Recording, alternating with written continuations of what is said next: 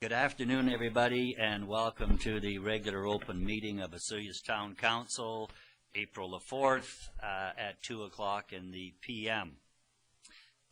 First item up is the adoption of some minutes from previous meetings. We're looking to adopt the minutes of the Committee of the Whole from March 21st and regular open minutes of March 21st. Is there any input from council? Hearing none, those will be adopted by consensus.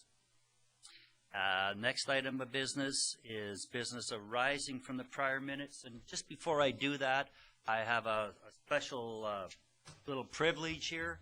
I'll just be moving.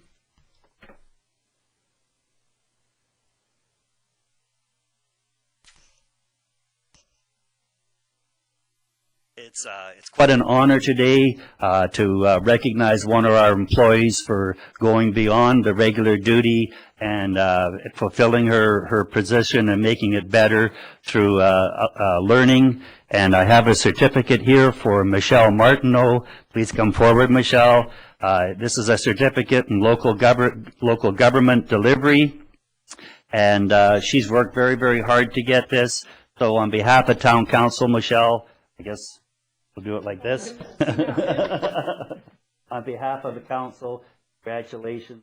Really appreciate it, and know that it takes a lot of effort to do this extra work after hours. So congratulations, and I know it'll serve Town Council well.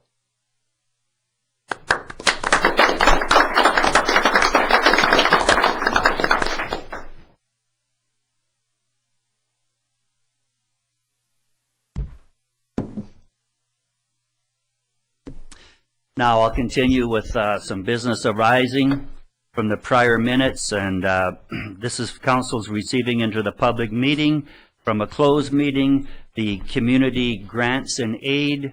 These are yearly applicants from different organizations around town that have applied to the town of Osoyoos for assistance, for financial assistance in many different ways. In some forms, it's a waiving of property taxes, and sometimes it's a cash grant or help that we give to make our town a better place. So there was a motion in camera 6511 by Rhodes and seconded by Councillor Cronmiller. Resolved that council approve the 2011 grants and aid for the Osoyoos royalty for $5,000. This is both their travel expenses and for the bursaries. The young people that apply and are successful, they get bursaries towards furthering their education as a part of that. So that's the $5,000 for expenses and the $2,250 for the bursaries. The Osoyoos Festival Society for $6,000. They're responsible for most of the activities in town: cherry fiesta, the Easter parade, all the good things that people come out and enjoy. That was a $6,000 one. The Osoyoos Museum Society, they are actually considered a line item in the budget for $51,000. The Osoyoos Lake Sailing Club, $3,000. That was going towards a motor for their rescue boat when they put on a lot of their sailing programs down there and their youth sailing programs. They need that rescue boat, and I believe this was heading towards a portion of a new motor for that boat. The Osoyoos Desert Society for $12,000. We give them a hand as part of what they do for the entertainment and enlightenment of the people that come to visit Osoyoos.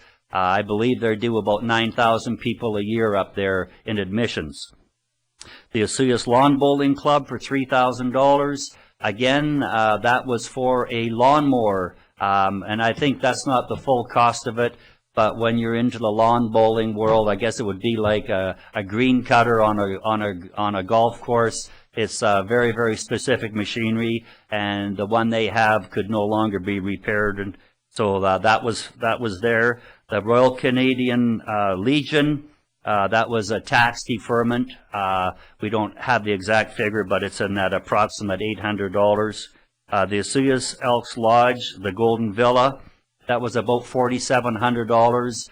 That's that, what I would term affordable housing in behind the post office there, waiving the municipal portion of those property taxes. The Asuyas Elks Lodge, that was a grant in the amount of $3,000. The Desert Sun Counseling and Resource Center for $3,000. This is to help some of their programs. This Desert Counseling serves both Oliver and Asuyas, and this money would go towards helping their programs in Asuyas. The Asuyas Fireworks Committee for $5,000. I don't think that one needs any explanation. This is all raised by Mr. Frank Zanfleet, and the town puts in this $5,000 as a good kickstart and a leg up for those fireworks to keep happening. And the Asuyas Lake Water Science Forum for $5,000. This is a bit new, although it has been there in the past. It was there in 2007 when there was a leading edge water science forum put on at the Sonora Center, and this also will be happening this September 19th, 20th, and 21st. Real good forum, and it really delves into making our lake better and protecting our lake water and that. So I guess I'm looking for a motion here to bring this forward. Councillor Rhodes, Chadsey, discussion from council, please. Councillor Rhodes. Thank you, Mr. Mayor. So every year we get to review this process, and these grants and needs are one of the things that I kind of always view as being a feel-good thing. It's an opportunity for us to give a little bit to community-based projects around our town. And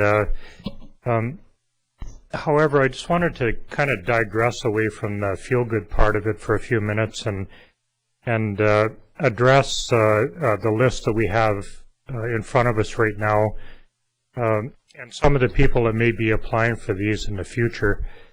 Last year we developed a policy that sets down criteria for applying for these grants, and we were hopeful that every applicant was going to follow that policy in all respects, and regrettably that did not happen this year, and I wanted to just say a few words about the importance of following the policy, because I do have a belief that we're going to be a lot harder next year on it, or at least hopefully we are.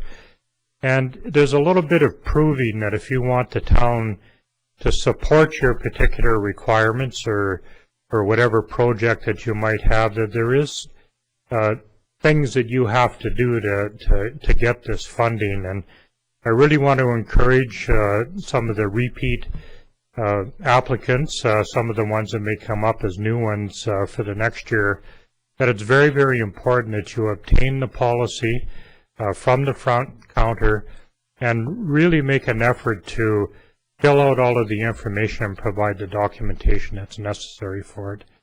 So I wanted to kind of throw that in there. I know it's a bit of a negative when you're trying to feel good about giving money away, but a very, very important matter. Thanks, Councillor Rhodes, and I'd like to second that. Again, this is not meant to be a source of funding by any means. It's a grant and aid. It's actually meant to be a one-time, use it once, and hopefully you'll be able to reorganize your organization or find different funding sources or find different ways to raise that money. And it just seems to be getting more and more requests every year, and we're definitely going to revisit this and have it revamped. And there's a couple of agencies there that received some money. I would like to see them put into line items in the budget as a permanent item, and then it really would allow the grant and aid to be what it was meant to be. Is there anything further from council? So basically this is a motion to receive, and this is now a public document. So all in favor? Opposed? Carried. That brings us to, was there any late items? Late items being adopted? Hearing none, the agenda will stand as it is. I don't believe there was any delegations. No water items in there. So that brings us to correspondence. And again, we're using this correspondence to release a report and I'll have Councillor Rhodes present that. Thanks again, Mr. Mayor. So, most everyone in the community is understanding of the fact that we are moving towards a referendum to purchase some property that we're hoping to allocate to the Museum Society in Osoyoos right now. And Council felt it was quite important to have a really sound opinion about the status of the building that's occupying that property right now. And so in front of us we have several pages of the report. I'd like to not read the entire report. It is part of the public record. If anybody would like to scrutinize it, that opportunity will be there for you. This documentation is also available online and through the regular outlets. I would like to say that if Osoyoos is ever unfortunate enough to come under nuclear attack or we have an earthquake, I would strongly suggest our residents run towards this building. The report will verify those comments quite a bit. And so I'm just going to go over one portion of it towards the end of the report, and kind of gives us a good idea about the condition of the building, and I will read that those couple of paragraphs. So the engineer that did the survey on it with our building inspector, Mr. Paget, is commenting that there is no better indication of a building's structural adequacy than a distinct absence of visible distress within key load path elements after 46 years of continuous heavy occupancy. And just to kind of paraphrase that, it means that the building's been around for a long time, and as it sits there right now, it's structurally sound and probably will outlive most of the other buildings in our community right now. And that's kind of the essence of this report. Thanks, Councillor Rhodes. Is there any further input from Council? Councillor Chadsey. Thank you.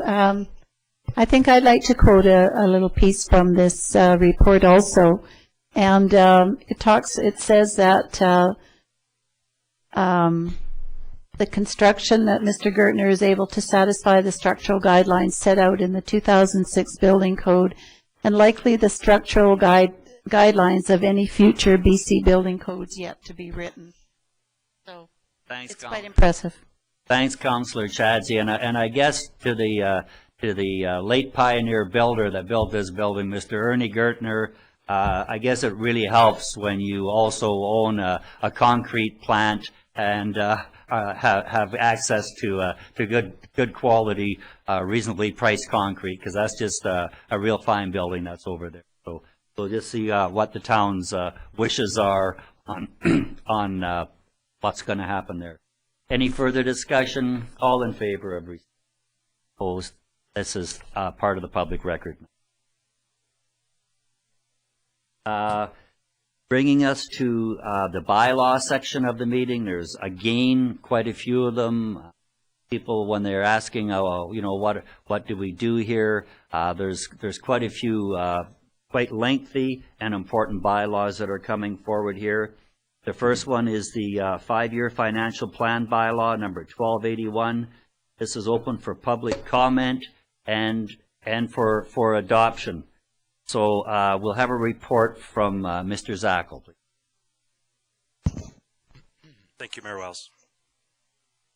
So Section 165 of the Community Charter requires municipalities to prepare a financial plan for the period of 5 years, which is adopted annually by bylaw. The Charter also requires Council to undertake a process of public consultation regarding the proposed financial plan before it is adopted. Attached, please find the proposed financial plan bylaw number 1281 for Council's consideration. In addition, Section 3 of this report outlines the public consultation as established in 2000. The 5-year financial plan bylaw 1281-2011 received first 3 readings at the March 21st, 2011 regular meeting of Council. Copies of the 5-year financial plan and highlights were made available for the public after that meeting. Prior to Council considering this bylaw for adoption, Council is to provide an opportunity for the public to comment on the financial plan. This bylaw needs to be adopted before May 15th, as per Section 165 of the Charter. So the financial plan requirements is that the financial plan must be adopted by bylaw at any time before the annual property tax bylaw is adopted. Section 197(1) requires that Council must adopt the property tax bylaw before May 15th. The financial plan must set out proposed expenditures by the municipality, proposed revenue sources, proposed transfers between funds. The information must set out for each of the 5 years covered in the financial plan. The Act requires certain particulars must be included. However, the amount of detail is a matter for local determination. The financial plan must not plan for a deficit. Total proposed revenue sources plus transfers from other funds must not exceed the total proposed expenditures and transfers to other funds. The public consultation process. Section 166 of the Community Charter requires Council to undertake a process of public consultation regarding the proposed financial plan before it's adopted. The Act does not specify the format of public consultation process, and it may be varied at Council's discretion to suit the local community. Public consultation process established in 2000 is as follows. After the first, second, and third reading of the financial plan bylaw, we are to make copies of the 5-year financial plan and have them available for the public to provide an opportunity for public to comment at a council meeting. The suggested date and time for the public input session regarding the financial plan would be just prior to council considering this bylaw for adoption.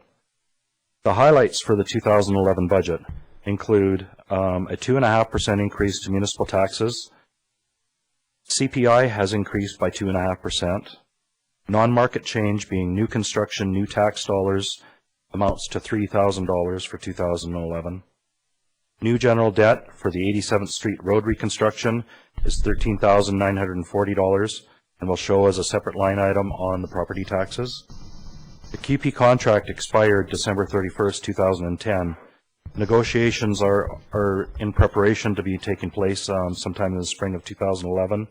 Right now, there's no provisions for any increase in the financial plan as presented.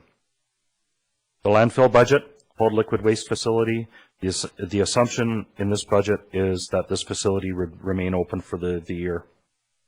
2 positions that were approved in 2010 but have not been filled to date include a part-time gardener and a cross-connection position in the water system. We have the organizational review that was included and the general elections for November this year. The 2011 operating expenditures, less transfers to governments, transfers to reserves, and resort municipality projects, contingencies, and capital expenditures has decreased by $53,469 from 2010.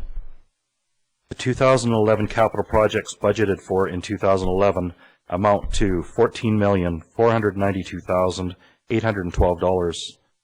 These projects are funded from a variety of sources and include property taxes being $389,355, sewer and water user fees of $618,880, contributions from developers of $2,188,242, contribution from customers $2,057,100, other contributions of $20,000, the Osceola Rural Fire Protection District for $14,140. Grants, we've got the Municipal Rural Infrastructure Fund for the Northwest Sector Sewer Program or Fund or Project, which is $3,563,700. Gas tax funding for the Sonora window replacements of $113,500. Gas tax funding for the community bus of $81,500. Gas tax funding for the trail for the north end of White Sands to the marina of $100,000. The Federation of Canadian Municipalities for the sustainability plan. It's a pending grant of $25,000. We've got the Building Canada Fund for 87th Street Road reconstruction of $160,800. The Community Works Fund at 62nd Avenue to Highway 97 intersection of $63,000. The Towns for Tomorrow, that's the pathway and sidewalk upgrades, a pending grant application of $400,000. We have resort municipality funds of $626,820. Reserve funds of $539,065, development cost charges of $944,000, and prior year's accumulated surplus of $2,587,710. Now for the list of capital projects for 2011 that are in this budget. We have the landfill site closure plan, the sustainability plan, waterfront master plan update, agricultural plan, Southeast Meadowlark pre-design, potential land purchases, computer equipment, website redesign, furniture and equipment, Fuji Court reconstruction, Swan Crescent reconstruction, Spartan Drive reconstruction, 45th Road realignment, 87th Street reconstruction, 68th from 83rd Street to Main, 62nd Avenue and Highway 97 intersection improvements, Hummingbird Lane overlay with storm drain, Bartlett Place overlay, 83rd Street from Main to Kingfisher an overlay, minus a portion from 66th to 68th. The pathway sidewalk upgrades from 62nd Avenue, 115th Street, Pebble Beach, and Lakeshore Drive. Highway 3 Pioneer Walkway to Harbor Key sidewalk. Highway 3 to Tamarack fronting Rattlesnake Canyon. Public Works fleet replacement. Trail maintenance equipment. Fitness equipment for fitness room and water fountain. Window replacement at the Sonora Center. Community bus. Stage upgrades. Paving at the Sonora Center between the building and staff parking. Painting of the exterior of the Sonora Center. Heating, ventilating, and air conditioning for the main office at the Sonora Center. Flooring in the office of the Sonora Center. Lions and Kinsman Park upgrades. Gyro Beach retaining wall. Protection of swimming areas. Fence installation on BYLAWS. Cottonwood Park upgrades for Phase 1.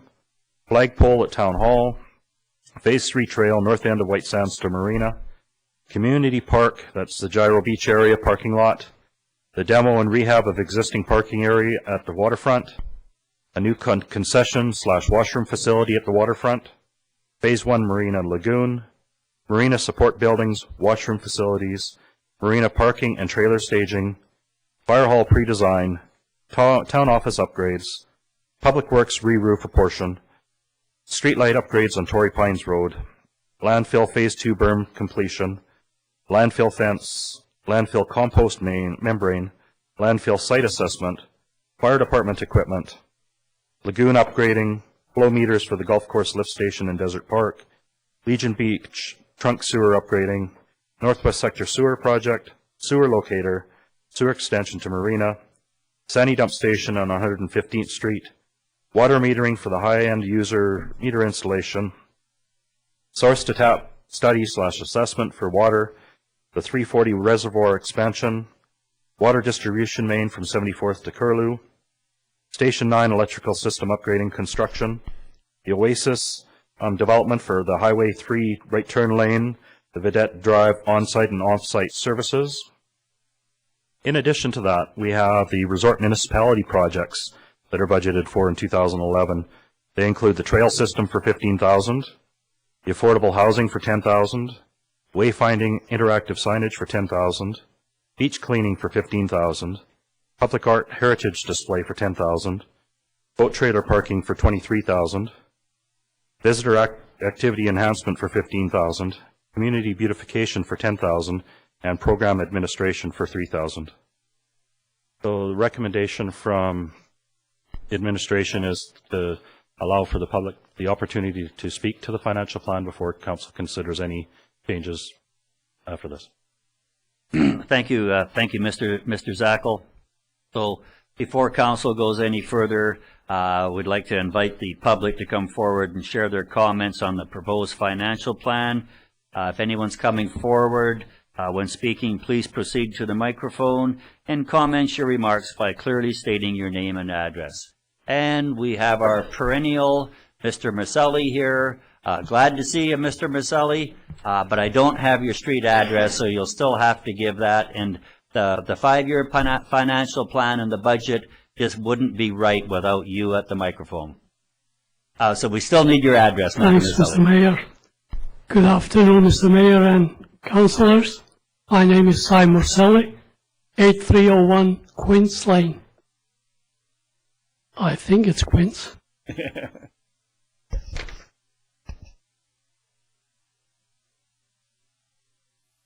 I had a lot of conversation with the local taxpayers, as they recognize me as I am proclaiming as a town watchdog for council. I wish this meeting was 7 p.m., not 2 p.m. You would have a couple dozen at least unhappy campers coming here because of the taxes. If I could just start from highlights of the budget. It's going to be 2.5% municipal taxes. If we have so much surpluses, why do we have 2.5%? Under second, CPI. What does it stand, please? CPI. Mr. Zakal maybe can help me.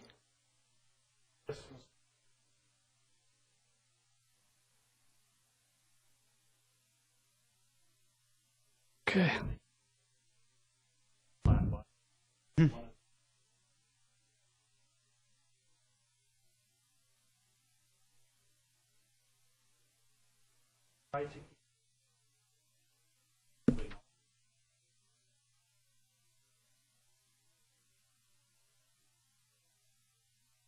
I was trying to find out. I couldn't figure it out. I thought it was a capital projects, something like. Anyway, thanks, Mr. Zakal.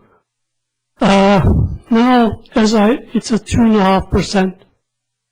As I was going through the town of Westridge business plan,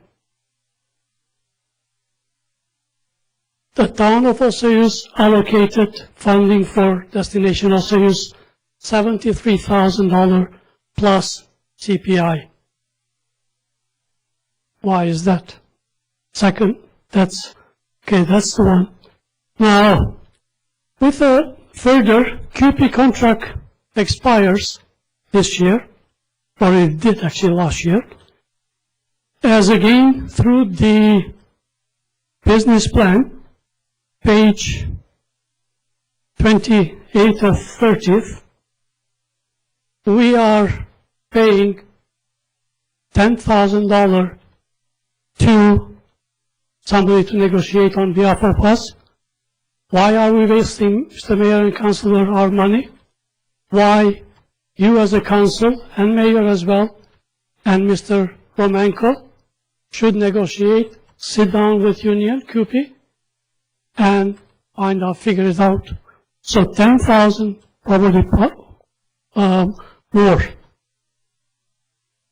Further, organizational review, we spent 34,000, last year 7,400, to find out what's wrong with our town, inside of these chambers. And it was provided 27 pages this morning, and yesterday I tried to get it. Emails, everything was gone, so I couldn't get any information. I took a few, what's called scribblings. Basically 34,000, 27 pages, each page costing us $1,259.26. I think we could do it in-house here, because we have so many, what's called, highly paid, and I believe it's knowledgeable personnel. Now, as with this fundings, in other words, not fundings, but sewer and water and so on, as I picked it up from Mr. Zakal's presentation last time to council, 1.44 sewer increases, water increases 4.49, and of course 2.5 is the CPI. Now the thing is, who knows what else is increased, which we don't know. The point is, I'm trying to make, Mr. Mayor and Council, you gave us some information, actually it's here written, and Mr. Zakal did what's called, gave us. Now, the most important, we have about 68 projects going. First page 29, second page 39 altogether, and we don't have a pricing. We don't know what's going to cost us and how much it's going to cost us. The reason is, Mr. Mayor and councillors, you are the guardians of the public purse, and therefore must be open and fair about disclosing the full cost of delivering a particular project or service. To do anything less is deceitful, because we are here again under the without price headings. Marina Lagoon, we don't know how much it will cost us. Marina support building washrooms, marina parking and trailer staging, and lagoon upgrading, Northwest Sewer Project, so there is a few million there. But as we are going to do this in connection and partnership with also the shoreline development, I believe they are paying half, 50-50. I hope they are going to stick with the word. Actually, you, Mr. Mayor and Councillor, should make sure they don't pay less. They should pay more. I mean 50-50. So how can we find out? We cannot. And the last thing, it's I've been trying all this year to get full information of summary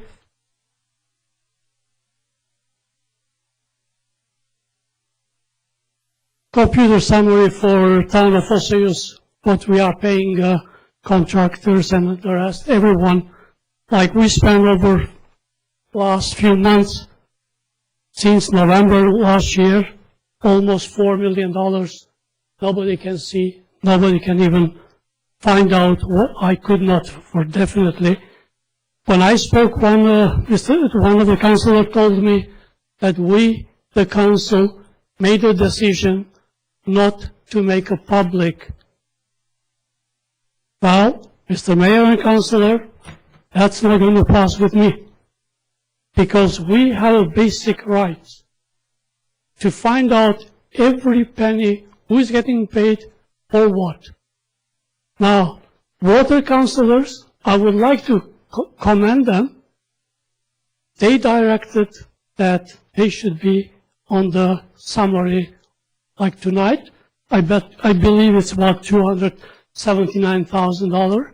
You will be approving to pay the bills, but not, I couldn't find it. I will not even find it because you are not giving us full information. Now, to do that, because how can we hold you accountable as a council? And Mr. Mayor, you are only one person. Four councillors are, I am criticizing, my criticism, positive criticism without prejudice. I was going to say something like condemning, but for their decision that to keep away from public, no way. Because 4 of them, they decided. You have a bylaw, which I didn't know this. So the bottom line, Mr. Mayor, how can we, especially with engineering, last year we paid through consulting $530,000 and some dollars. We couldn't get it. And now we don't know what else, maybe more, maybe less. Say many consultants what are getting paid. We don't get any information. Yes, I get information at the end of the year. There is no value. If we had all these items, which are, there is no price, I think a lot of people would be saying, hold on, that cost us so much, forget the project. Like Sonora Center to paint, we just painted. Sure, we are going to put the windows. Take the window, put it, and make it 4-inch round frame. We don't have to paint. It will cost us $20,000-$30,000 probably. I'm just speculating. So the priority should be what is needed.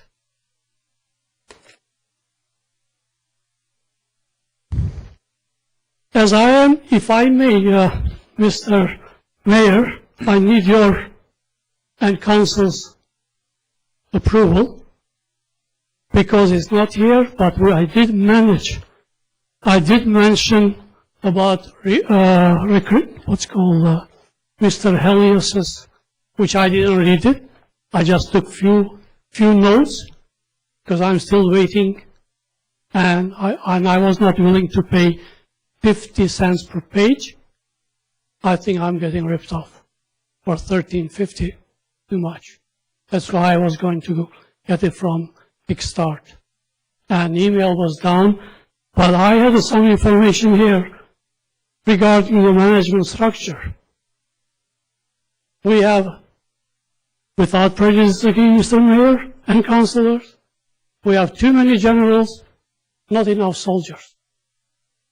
We have a top 6, 5 plus U1 managers.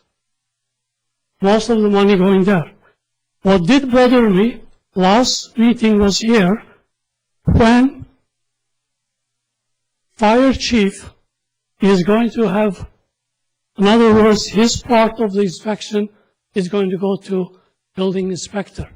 I think fundamentally, morally, it's wrong, because he will be in a conflict of interest, number one. Number two, that power under the sea that proposed changes for short term, that's the Mr. Helios's report, $34,000 worth, that responsibility to go under the, what's called, no, it's, yeah, actually I wrote it on short term, shift responsibility for protection services under the CAO. In long term, consider appropriate reporting responsibility for community development manager. Well, Mr. Mayor and Councillor, respectfully I disagree. This should never happen, because you are Chief Executive Officer of this town and the council. He should be responsible to you, and being that, we will find out if it's anything. So it should stay. I said without prejudice, because again, power, usually Mark Twain once it said, power intends to corrupt. But if we go back to Lord Acton, politician, he said power corrupts, absolute power corrupts absolutely. So again, without any prejudice, without any ill feeling, I don't have any quarrel with anyone in our town. This is our community. From here, Mr. Mayor, from this building, extends to our homes, to our businesses, and that's what is a council, that's what is town hall. This is not a private club, nor should be a private club. We have a right to find out what's going on and which way our money going.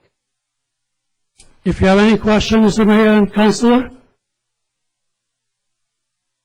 I am open for criticism. If I'm wrong. And the second, I almost forgot. I question if we have, I'm not alleging anything, prior years accumulated surplus $2,587,710, even, I don't recall, I don't see it, maybe I'm wrong, I would like to be confirmed that I'm wrong. If we have a surplus this amount, why council is trying to get 2.2.5% tax? And then for the record, last year sometimes. 1.1 million we pay back to Indigo. In my opinion, we should not give them. So that money is gone. It was returned. So again, yeah, that's what is. And now, Mr. Mayor and Councillor, I'll do my best. Shut up. Thank you, Mr. Marcelli. I think there'll be some comments from council. I'd just like to start by saying you brought up a lot of very, very good points. I'm looking at the program out here that doesn't have dollar signs attached to it. Obviously, that's not right. You should be able to see that. I'll go with Mr. Zackel and he'll address that. There's a lot of questions there that I could sit down and address with you, and certainly administrators can sit down and address with you. If I had the list, I'd like to go through some, like for example, the painting of Sonora. That was done about 6 or 7 years ago, and unfortunately, it was what we would term a bad job. The contractor that did it is not in business anymore, and if you walk around the building, it's all peeling off, and it's getting worse and worse. It was on the budget last year.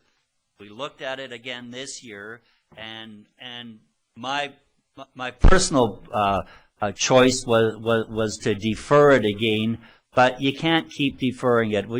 Have a look at the building, and all that paint is coming off, and unfortunately, there's no one that we can go after to get that, and I'm sure that if there was a warranty after 6 or 7 years, it would have expired anyway. So like those are some of the things that we can answer directly. I will call Mr. Zackel up to explain some of those numbers, and I'm sure Mr. Romanko, if he'd like to, can address some of your questions and/or counsel. So, Mr. Zackel, could you just run through those numbers? Oh, and before he gets up, Mr. Marcelli, we did full-day workshops at the Sonora Center with all our department heads, and there was sometimes 14 people sitting over there going through the budget. And when we went through it and approved these, rest assured we had the numbers. So it's unfortunate that they aren't here in the budget for you to see that, but again, I'll call Mr. Zackel. Mr. Mayor, not only for me, but should be public for everybody in this town. Absolutely, absolutely. I was only singling you out as you being the watchdog spokesperson, and I really appreciate your efforts and thanks for doing what you're doing. We will have some answers. Thank you, Mr. Mayor. Mr. Zackel, please. Thank you, Mr. Mayor. So as I as I explained in the summary of the capital projects for 2011, I had summarized we have a grand total of $14,492,812 in capital projects for 2011. And I also listed the summary of the sources of revenues for these projects. Why the projects are listed without dollar values is to ensure the integrity of the tendering process. If the budget values are all out on all of these projects, more than likely you're going to find that the tenders are all coming in very close to that dollar value. So that's the rationale of why we proceeded this way. At the end of the year, these budget numbers are all available. But it's just until the actual project takes place and the tendering is taking place, we try to ensure that the integrity of the system is in check. Thank you. And pardon me.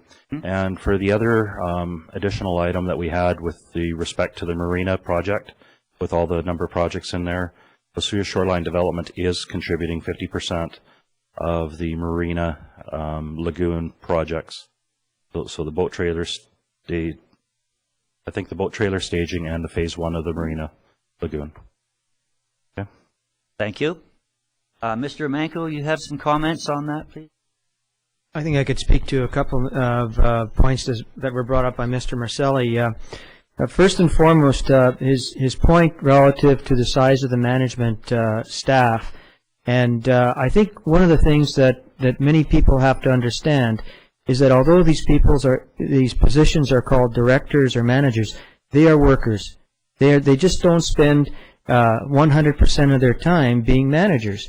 This municipality runs with a very wide scope of legal responsibilities, everything from insurance to property management to leasing to finance to project management, many things that are handled by what we call directors, because they direct the entire area. So their time is not spent only managing people. It's managing the affairs of the municipality. And I welcome any question relative to sitting down and going over some of the work that has to be done that's maybe not perceived as maybe not as transparent to many people who see perhaps our public works people working in the field.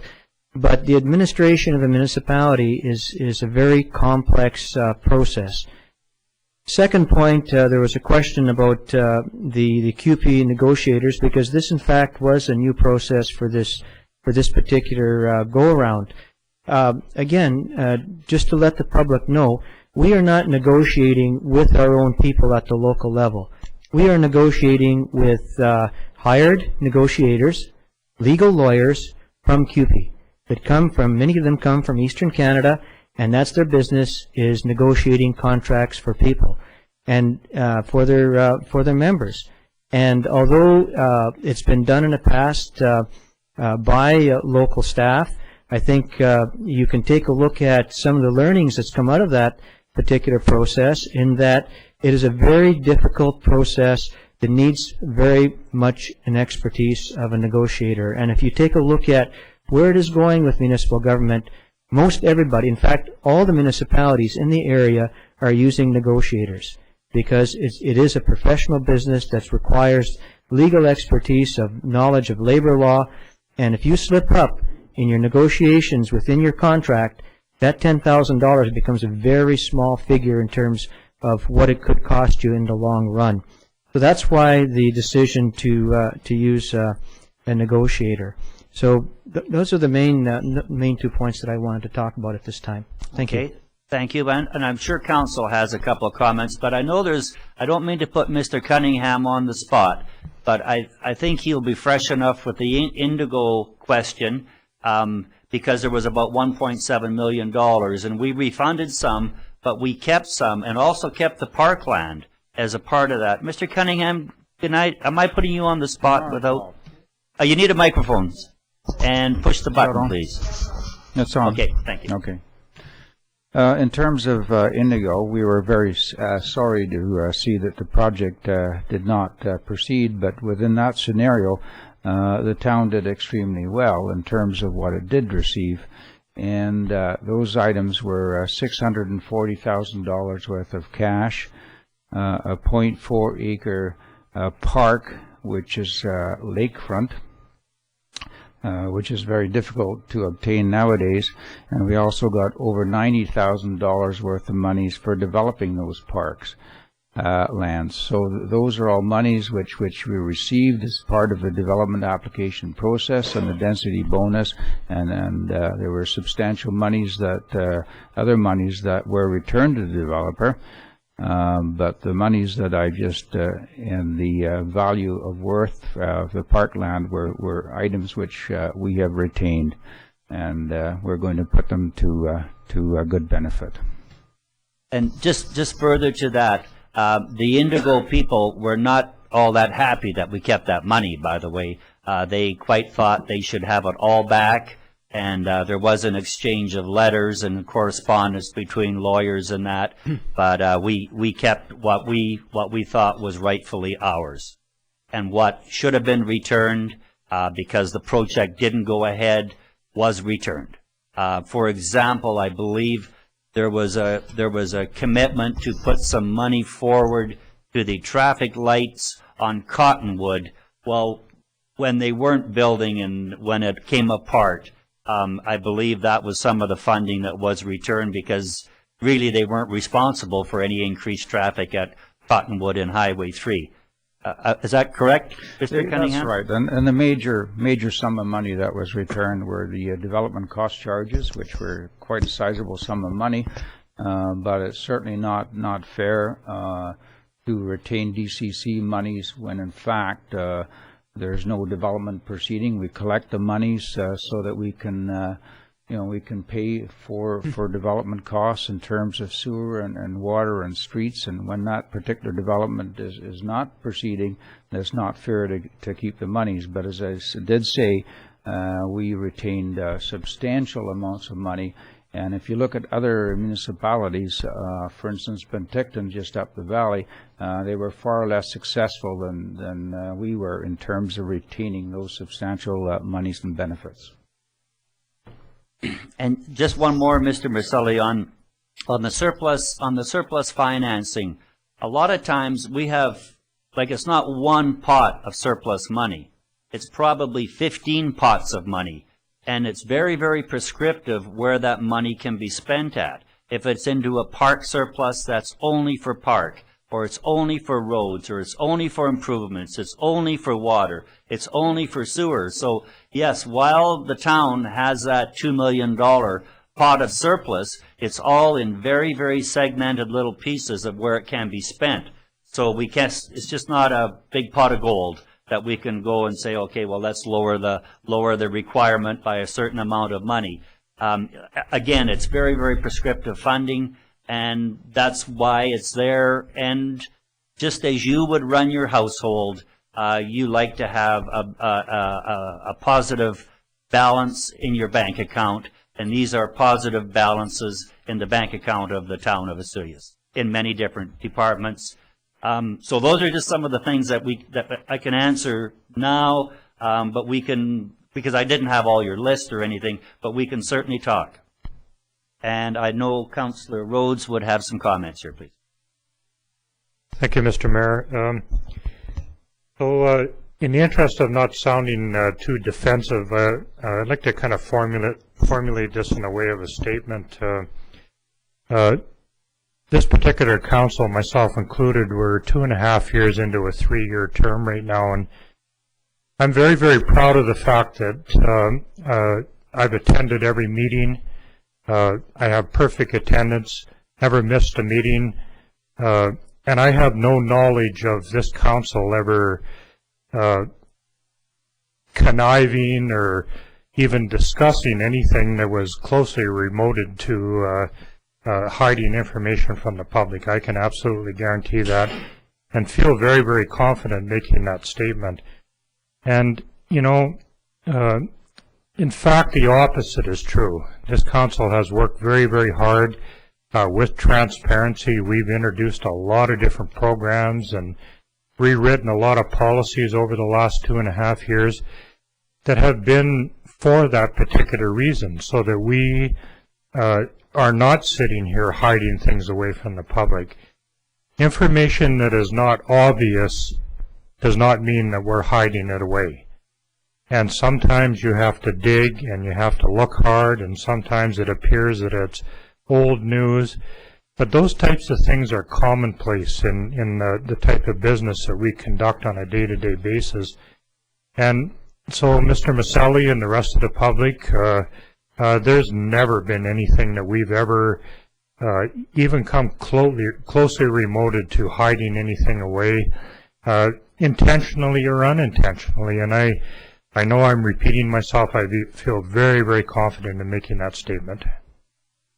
Thanks, Councillor Rhodes. Any councillor comments, please? Councillor Ryan. Thank you, Mr. Mayor. While I would look forward to anybody else that wants to comment, I just wanted to say two things, and that is that Council has discussed the manner in which we arrive at the budget, and we are certainly looking at ways in which we might make it more an open forum. But as Mr. Zacco pointed out, we to lay all our estimates for each activity on the table would jeopardize the competitive bidding process. The second thing is that the organizational review did two things. First of all, it gave us a number of very good ideas and approaches to some difficult issues that we were confronted with. And secondly, it reassured us that we are operating, compared to another 5 or 6 comparable municipalities in the province, with proper staffing levels and in a kind of a best practices manner. And so it again was part of this openness to looking at ourselves with the help of expertise and an expert in organizational management, and then putting that document into the public realm. So I don't think you judge the value of something like that by weighing the paper or counting the pages. I think you look at it in terms of the ideas that it contained in it, and the kinds of assistance that it will give us, not only in the immediate future, but in the months to come, as we gradually put into effect some of the suggestions and recommendations that were contained in it. Thank you, Councillor Ryan. Councillor Chadsey, please. Thank you, Mr. Mayor. I just want to comment on Mr. Maselli. You talked a little bit about Destination Osoyoos and the line item for, I think, $73,000. And did I misunderstand? Your question was why we were paying them that?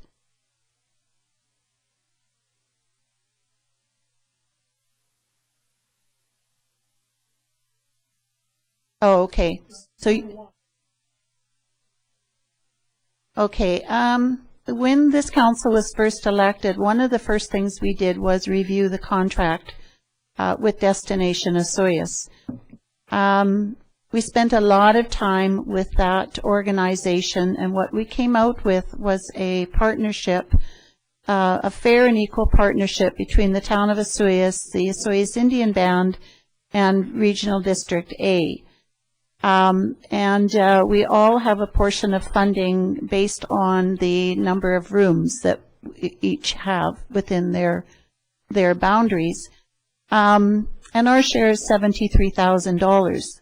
The year before that, our annual payment to Destination Osoyoos was in the neighborhood of $226,000. And so Destination Osoyoos is very proud of this three-way partnership that they now have, and hold it up to other tourism marketing agencies in other communities. So in actual fact, $73,000 might look like a lot, but it's a fair amount based on the number of rooms we have, and it's substantially less than the 226. And the other thing I just wanted to point out on the organizational review, you just made a comment that we paid $34,000 to find out what's wrong, and that is not why we did the review. We didn't just do a review to find out what was wrong, but also to find out what was right, to find out how we could do it better and cheaper and faster, to have a succession plan, which we didn't have, and to set the standards for the future. This was a review that is at least 18 years since the previous one, and you just can't keep going on the same way without questioning why you're doing it and how to do it. So the purpose wasn't that we saw anything wrong. It was to make sure that as we move ahead, we're doing it efficiently and in an organized manner. Thanks, Councillor. Thanks, Councillor Chadsey. Yes. I'll be brief. As Ms. Councillor Chadsey finished saying 226,000 Destination Osoyoos, I would like to correct. We paid $816,000 to Destination Osoyoos. This amount, $226,000 plus gas money and tourism money. Because these are not fabricated by me, it's from the year-to-end pay last year or previous year. So $816,000. Now, Mr. Mayor, we agree, we disagree, and Councillor and Mr. Romanko.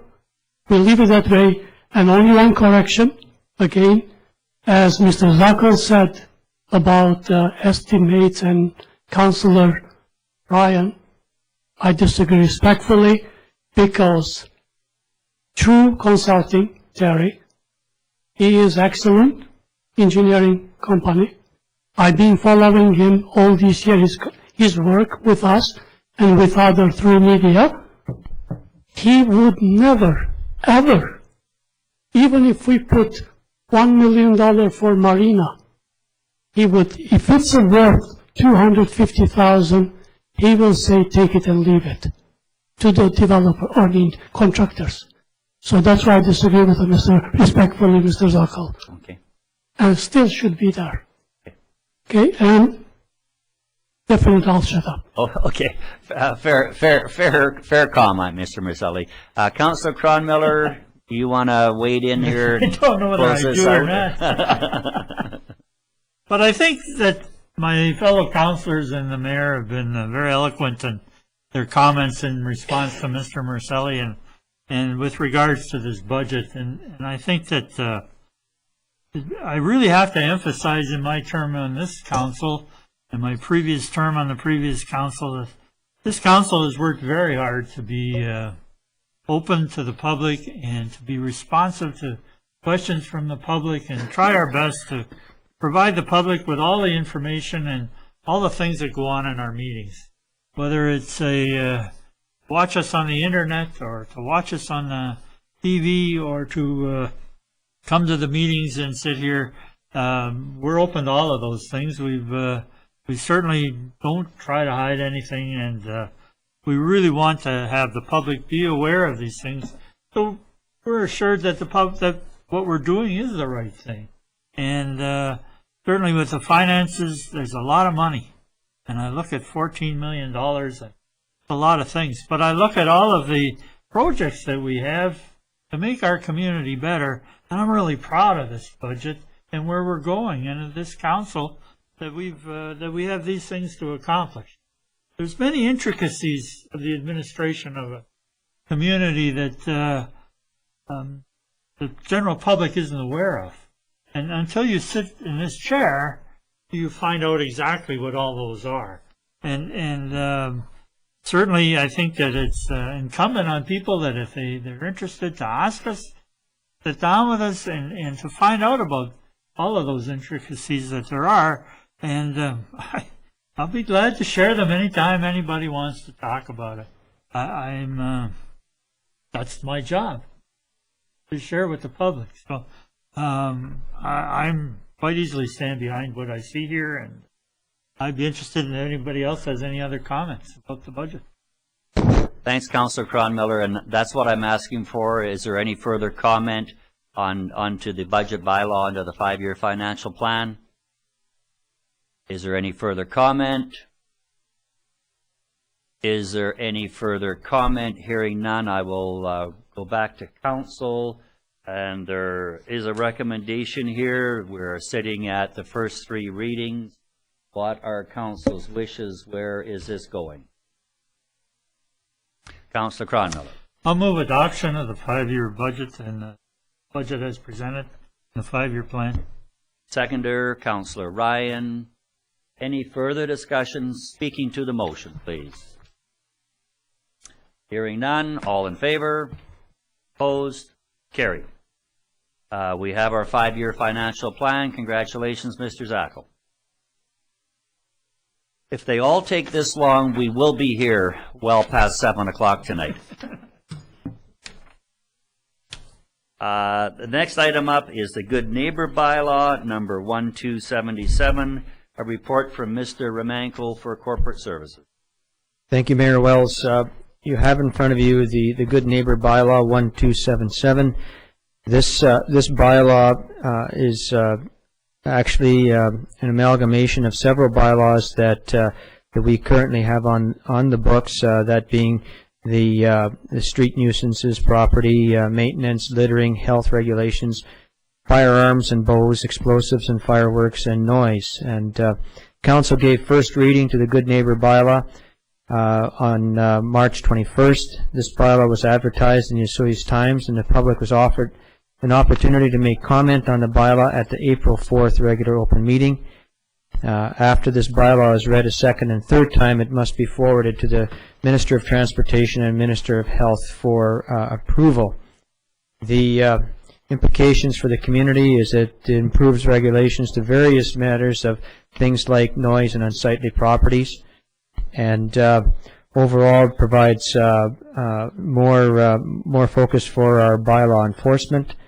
And given the chance for the public to respond, we did have a couple of emails that were provided in the package for council to consider within the overall final product of the bylaw. And I don't know if there's any other public at this time that would like to make comment. Thank you. And I believe under recommendations of our Deputy Corporate Officer, I have to read those into the record. Okay, so I'll read these into the record and then ask for any public input. Bylaw. So there were two written submissions received. The first one was from Colin and Karen White. Regarding Osillia City Bylaw 1277, fireworks, in principle I agree with this bylaw as written. However, I would like to draw one issue to Council's attention for their consideration. Our property backs onto Osillas Lake, and during the winter months, at times, the only open water on Osillas Lake seems to be right in front of our home, where hundreds of Canadian geese roost around that open water. Considering that each goose poops 2 or 3 pounds a day, it is a concern that 3 pounds times 200 geese equals 600 pounds of goose poop per day is deposited in the lake where my grandbabies swim. To harass the geese, I hear it's very effective to use single-shot Roman candle fireworks. The fireworks are shot over the lake, so fire is not an issue. So I guess that was looking at a hazing or scaring tactic for the geese. And the second written submission was from Irene Holtz, which states, further to Good Neighbor Bylaw 1277 and 1278, I failed to mention another thought refers to parking on residential streets, particularly in the summer months. Throughout the entire summer, boats and motorhomes are parked on the street. Is this okay?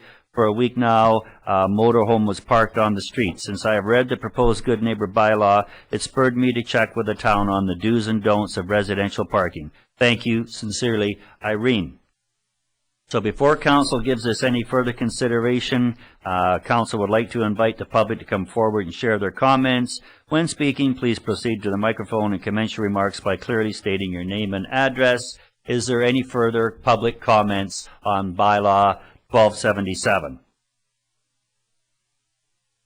Is there any further comments on this bylaw? And is there any further comments on this bylaw? I will now be going to Council for a recommendation. Councillor Rhodes. Thank you, Mr. Mayor. So I'll move that the Good Neighbor Bylaw 1277 of 2011 be read for a second and third time. Seconder, Councillor Chadsey. Any further discussion on that? All in favor? Oh, was that discussion? Okay, please, Councillor Chadsey. At the last meeting, we discussed the possibility of adding no smoking on the parks as part of this bylaw. Parks. Oh, sorry. Sorry. Okay. Let's see, I still have Arizona heat. Okay, Councillor Ryan. Yes, thank you, Mr. Mayor. I just wanted to point out a couple of things that I think are significant here. I think it's a tremendous bylaw, and I think it's going to be helpful to our residents as well as to our bylaw people. But it's interesting. We've got quite a few pages of interpretation by defining the terms we use, and one of the terms that is really good in here is rubbish. And rubbish there's probably 100 different things that are listed under that. And I know that personally there were complaints last summer, some of which I handled, that concerned this, but they didn't give us the power that this one does. So, for example, piles of lumber and things like that that have been disused and are rotting and so on are now part of the rubbish definition.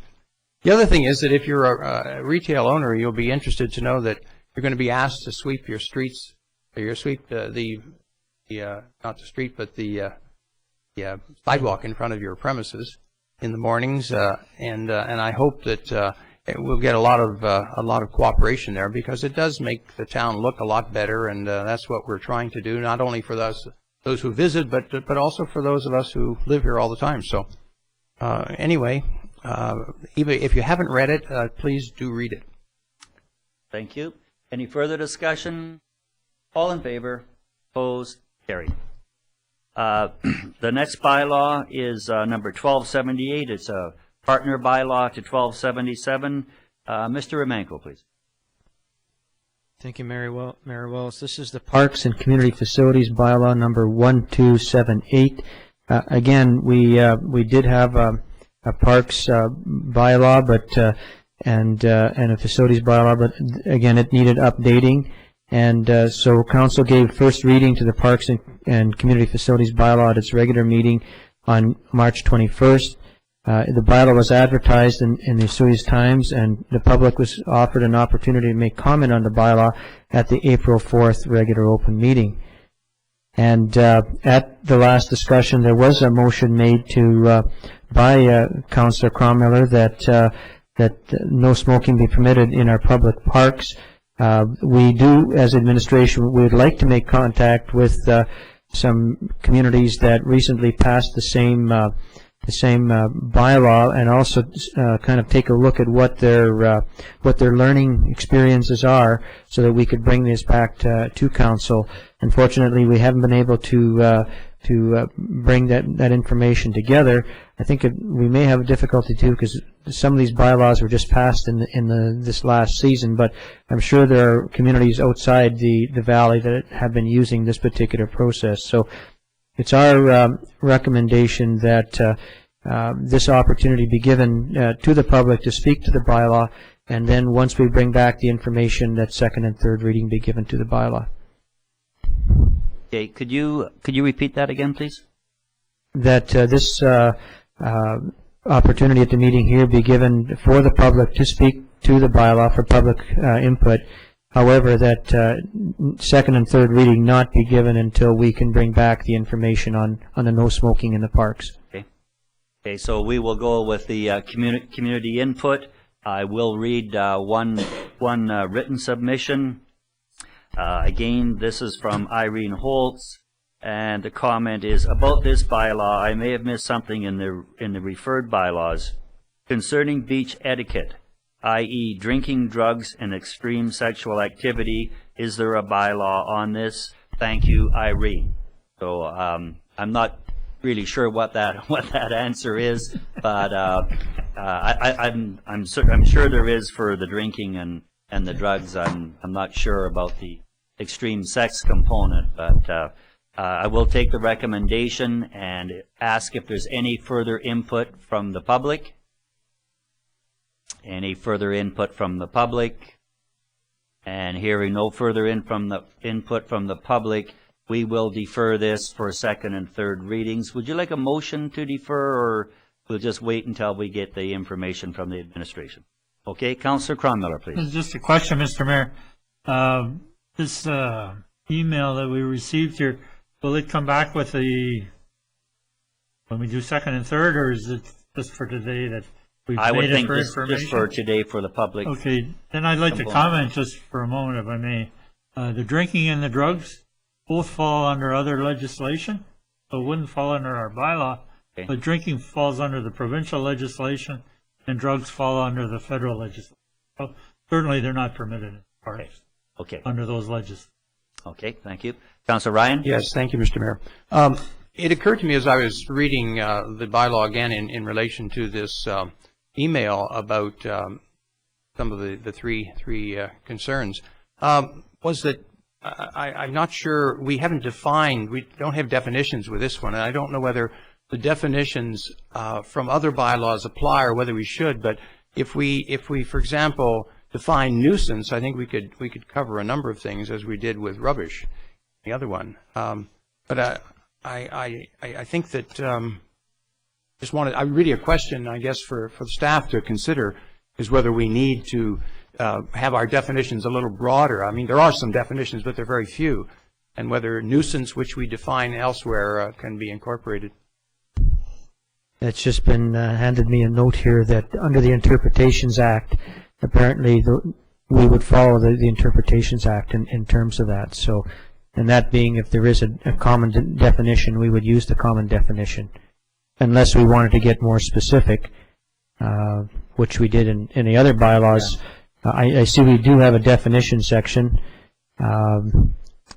but if you feel that nuisance needs to be explored, we can certainly explore that area. Well, I guess I felt that even putting the accepted definition of nuisance in there would probably cover some of the areas that she has concerns about. Certainly, we can take that into advisement. Yeah. Thank you. Yeah, we have that time window now, so Yes. I think we get that report coming back with all that information. Councillor Chadson. Just a note that in the Good Neighbor Bylaw, nuisance is defined. Oh, thank you. That's right. Maybe it's already there for us. But exactly.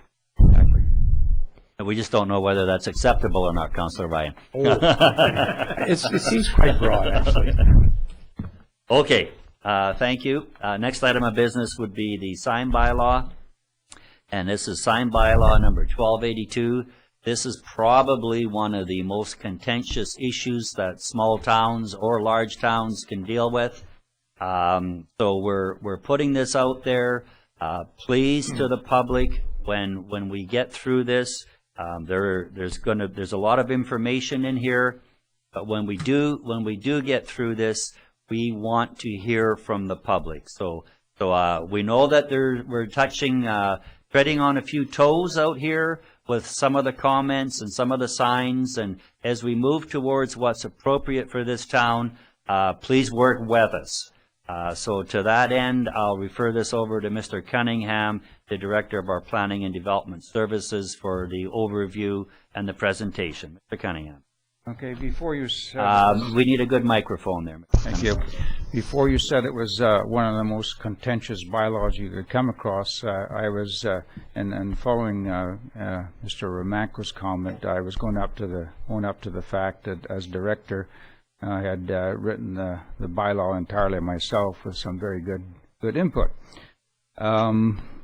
We took a previous version of the sign bylaw to council at their last meeting, and it was agreed that staff would come back with a report to this meeting, hopefully advancing the bylaw to first reading.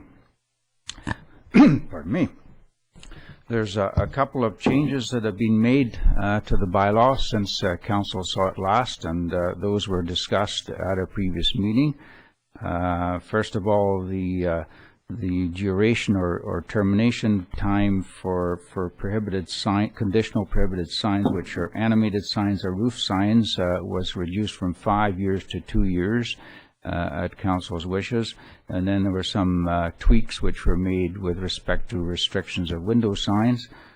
There was also a question about bulletin board signs and windows, and we already, as I can now advise, have a suitable provision extant in the bylaw that we can address that, I think, very effectively.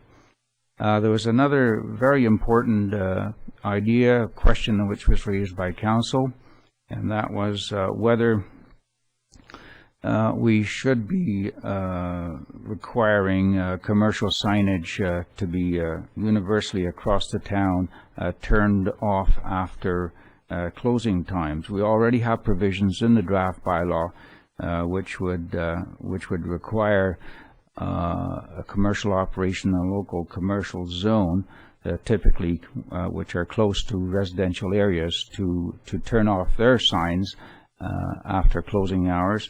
But at council's suggestion, we looked at other sign bylaws up and down the Okanagan to see whether there was any general prohibition at all for turning off signage, let's say on Main Street and other important streets. and we couldn't find anything. We believe there are examples in the States, and we found some in some county areas where, in fact, they do that.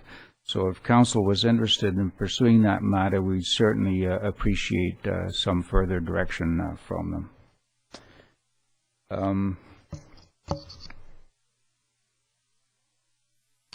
Council already has a previous draft of a signed bylaw, which they did read the first time, so it has to be abandoned before we proceed any further with the reading of this new bylaw.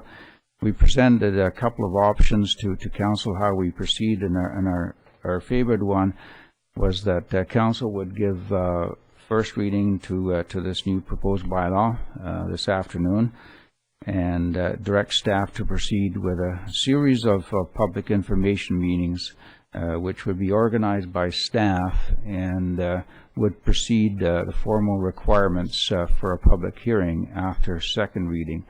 And our aim with the public information meetings would be that we'd reach out to various stakeholder groups around the community and just get their input. These stakeholder groups, including, for instance, downtown businesses, other tourist-oriented businesses, the real estate industry, and generally other interested members of the community. So we're now asking that council abandon previous signed bylaw 1224, give first reading to signed bylaw number 1282 to 11, and then direct staff to proceed with public information meetings to engage the stakeholder groups.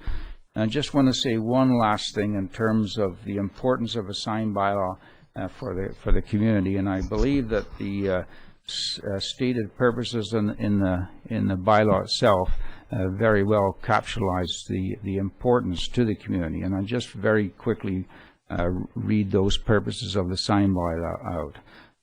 First, to promote the town's aesthetic attractiveness as a resort community. Second, promote effective advertising that informs rather than confuses customers and avoids excessive visual competition between the signs. 3, limit distractions from commercial signs for the safety of drivers and pedestrians. 4, minimize nuisances from signs in residential neighborhoods.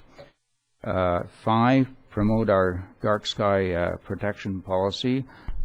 6, promote energy conservation, which is rapidly becoming a very important issue. And 7, regulate safe sign placement, construction, and maintenance. Thank you. Great. Thanks a lot on that. So I guess the first item of business, Councillor Rhodes. I was going to make those motions. Okay, so the first one would be to abandon signed bylaw number 1224, 2000. Seconder, Councillor Chadsey. Any discussion? Hearing none, all in favor, opposed. We have abandoned that one. And you were also making the signed bylaw 1282. Councillor Chadsey was 1282. Thank you. It gives me great pleasure to give first reading to signed bylaw 1282, 2011. And to direct staff to proceed with public information meetings to engage stakeholder groups. Okay. Seconder, Councillor Ryan. Further discussion on it. Councillor Rhodes. Thank you, Mr. Mayor. Yeah, this is as Councillor Chadsey mentioned, this is a great bylaw. Certainly, public input will be very, very important before it's adopted in the end. And I also wanted to take this opportunity to comment on a question that you asked about the dimming of commercial lighting at night. I certainly support some input into this bylaw in that area. Recently we had our Earth Day on a Saturday night where everybody was asked to turn down their lights. So for that hour, perhaps I did the wrong thing. I hopped into my energy burning vehicle and drove around town to see how we were doing. And just to summarize it, it was a pathetic thing that I seen around this town. There was absolutely no attempt by any commercial businesses anywhere to do anything about dimming, turning off, or anything. And really, it's not, that's not a big criticism of it, but what I seen in that, just that 1 hour was a big opportunity to contribute to reduction in greenhouse gases, and anybody that's ever paid attention to anything in that area knows that this town has a strong commitment to reduce our greenhouse gas emissions. This is an excellent way. When lights are out, you're not burning energy. And that would be my input into that question that you asked. Yeah. Thanks, Councillor Rhodes. Any further discussion on the bylaw? I guess one part of it that's important to me was staff proceed with a public information meeting. The way council gets these items on the table is first reading. If it doesn't have first reading, it really doesn't mean very much. So we put this out here with first reading, and again, it is public information meetings. We are there to hear your comments. We are there to receive. Just first reading, many things can happen, and it'll, whatever the number of meetings it takes is the number of meetings we're going to have on this. And just to show some of the contentious part, I'm working off of my agenda at page 107.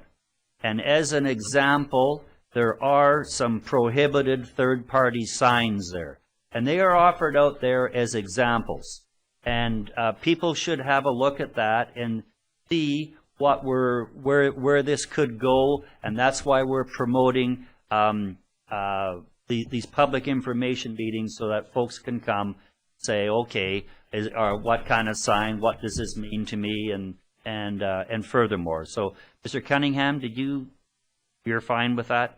Absolutely. Yeah. So that's page 16 of the actual bylaw. And, okay.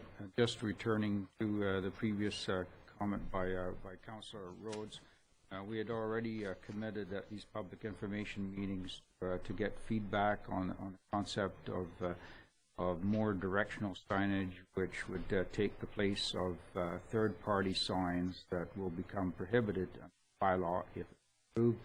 So we'll just add to that we'll canvass people who come to the meetings what they feel about the desirability and practicability about either dimming or cutting out lights after opening hours, and take that feedback back to council. And just when we were looking at signs out there that probably wouldn't work under the new sign bylaw, there is grandfathering clauses out there and grandfathering time limits and things like that are going to be a part of the discussion as we move forward. So we are looking forward to hearing all your input. Anything further from council? Hearing none, all in favor of first reading? Opposed? Carried. First reading, Councillor Chadsey. Not soon enough for you, I know. Not soon enough. Okay, last bylaw number 1273, being presented by Mr. Romanko for the Director of Corporate Services. Water Conservation and Stage Restriction Bylaw. This is one that's very near and dear to my heart. Mr. Romanko, please. Thank you, Mayor Wells. In 2010, Council directed staff to draft a bylaw for staged water use restrictions. Council wishes to encourage water conservation amongst residents and commercial users. Staff has reviewed bylaws from other municipalities, as well as the town's water conservation plan and the provincial drought management plan in the preparation of the bylaw. Some municipalities have chosen 4-stage and others have chosen 5 stages in terms of their water conservation bylaw. Bylaw 1273 includes 5 stages of restriction, but also includes normal at the beginning to ensure that the town's usual regulations with regard to water use are specifically covered in the bylaw. The bylaw will have fines attached to it under the MTI bylaw, and just to bring to highlight a couple of the areas that will have fines attached to them, one of them will be if you're washing down your sidewalks and your driveways using water. This has been an ongoing concern with Public Works, where at peak hours, residents and commercial owners have been seen washing down their driveways and sidewalks when a sweeping would do. The second area that would come under fine action as well is the bylaw places a restriction on water sprinkling during the hours of 11 a.m. and 6 p.m. So to the point that we will not, also irrigation will have to be completed before 6 a.m. So there's a number of changes to the to how water is used in the community that many residents should become aware of this particular bylaw. One area of notice is Schedule A. All locations being irrigated with reclaimed water have been exempt from the water restrictions. There is a permit process to the bylaw that will give leniency through permit issued by the CEO to those who have just planted grass or sod and require more frequent waterings than the stage restriction allows. So the staff has presented three options to Council and recommends that Council give the Water Conservation and Stage Bylaw Restrictions Bylaw 1273 a first time reading, and that this bylaw be advertised to the public, and that copies be made to be viewed on the town's website or at the town office. Thank you. Council, please. Councillor Rhodes. Thank you, Mr. Mayor. So I'd like to make a motion that Council read Water Conservation and Stage Restriction Bylaw 1273 of 2011 a first time, and that this bylaw be advertised to the public, and copies can be viewed at the town's website or at the town office. Seconder, Councillor Cronmiller. Any further input? Councillor Rhodes, please, speaking to the motion. Thank you, Mr. Mayor. Just a couple of quick facts. Suyas residents are the highest water users in Canada. We probably rank well up in the top 1% in the world, and we also live in the most water-challenged community in Canada. Those two things don't work well together, so you're seeing one method of us helping this water-starved area that we live in right now. Thank you. Councillor Ryan. Well, I would support this bylaw, and I'm really glad that we've done it. Apropos of people washing down their driveways, there was an Ipsos Reid survey recently of 2,000 Canadians, and 17% of them used the hose to wash down their driveway. So, you know, it's obviously, I'm sure that we have a number of people among them. So we're really concerned about it, and I think that anybody who lives here should be, and we'll be saying more as we bring it back for further readings. Thank you, and of course I'm greatly in favor of this. Sitting on as the chair of the Okanagan Basin Water Board, we're a little bit behind most of the communities in regards to residential metering and a few other items out there. So anytime I see anything moving us towards conservation, makes it a little easy to sit in that chairman's position up there with everybody saying, well, what's Asuyas doing? You must be leading the way. So we're getting there. We're working towards leading the way. Any further discussion? All in favor? Opposed? Carried. Well, that does the bylaw portion of the meeting. Thank goodness. And heading into the business section, item number 1 is a council meeting report, an expense chit for Councillor Ryan, attending a meeting out of town, one meeting, $100. Looking for a motion from Councillor Cronmiller and a seconder from Councillor Rhodes. Discussion, hearing none, all in favor, opposed, carried. Thank you. And the next item is an agricultural land reserve exclusion application for the Westridge Motel and Pub. We have a report from our community planner and approving officer, Mr. Shannon, please. Hi, everybody. This is the second staff report regarding the ALR exclusion application for the Ridge Pub and the Motel subject property. On February the 5th, 1997, a previous application was made to the ALC to exclude the subject property from the ALR to allow for the construction of a pub on the eastern portion of the property. In 1997, there was a motel on the property and a residence located in the southwest corner. Recently, the applicant advised me that the motel actually predates the implementation of the provincial ALR, which answers the question of how the motel came to be on the agricultural lands in the first place. Apparently, in 1997, there was some serious conflicts between the property owner and the owner of the active agricultural farm on the neighboring property. The commission felt at the time that the agricultural versus non-farm uses could be managed more effectively if the property was to remain in the ALR. The Agricultural Land Commission allowed the pub development to proceed, subject to buffering from the adjacent property owner. The landscape buffer includes a chain link fence, a row of mature cedar trees between the subject property and the active agricultural farming. And there hasn't been any conflicts between the two property owners in many years. There's also an ongoing subdivision application. On November the 18th, 2010, the applicant submitted an application to subdivide the motel portion of the subject property from the Ridge Pub portion of the property, and the applicant is currently working through a list of deficiencies which were identified during the referral process for the proposed subdivision.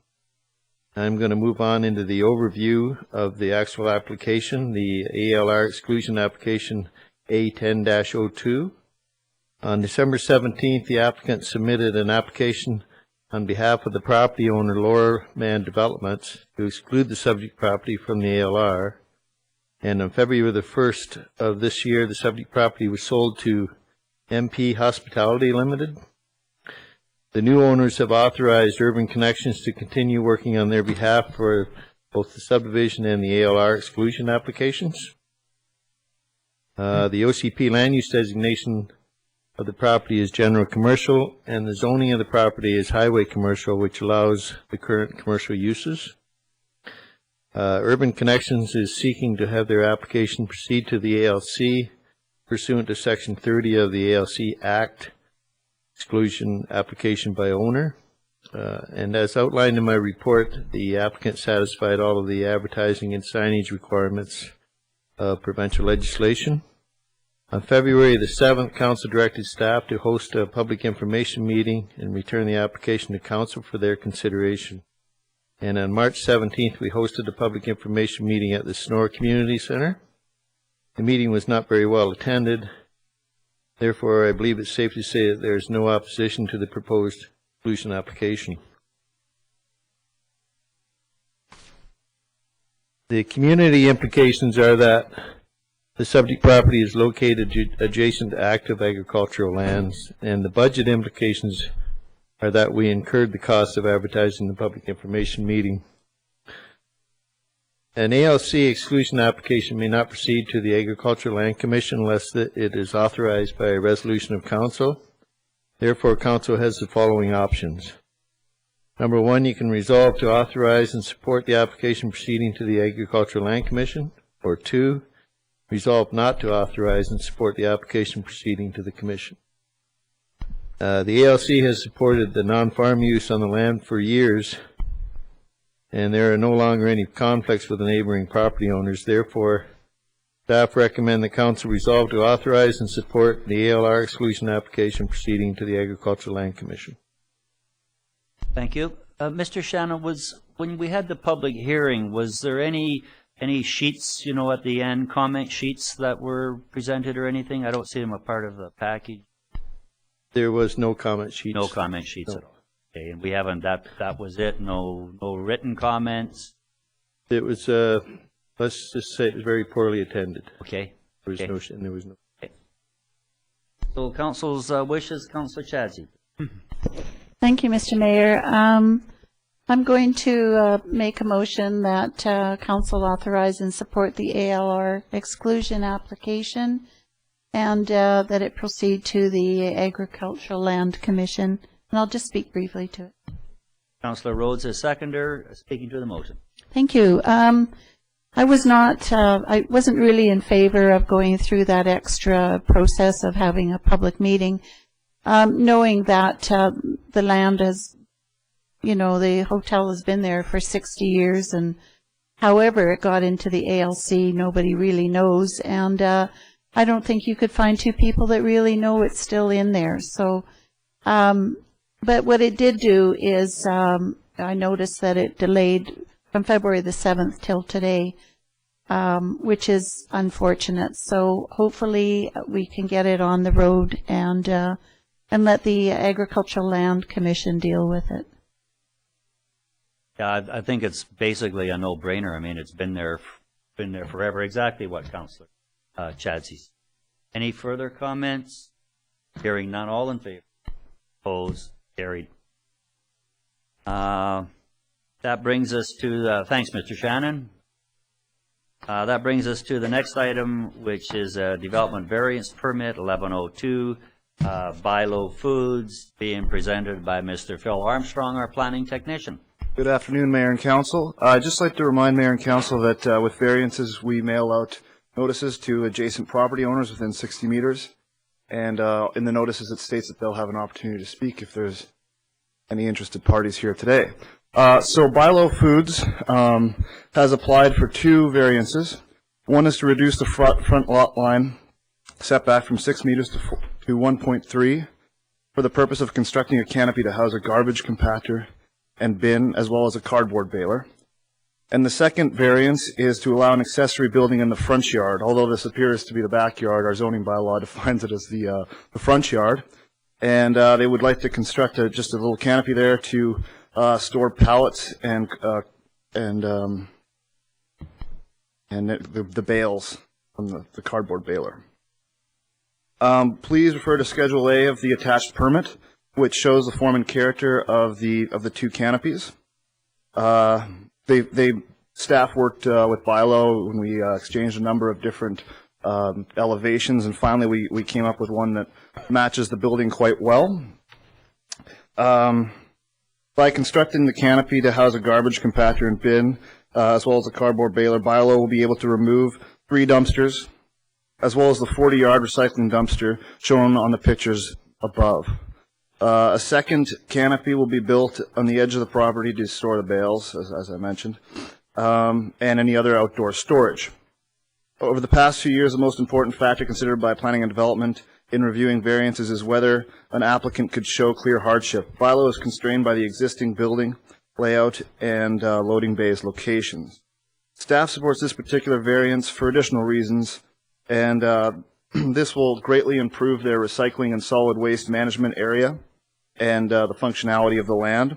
And also, BYLAW is committed to tidying this area up. Garbage enclosures, masks unsightly dumpsters, and tidy up commercial and multifamily buildings. The BYLAW canopies will beautify an area fronting Eagle Drive and a high-traffic internal road.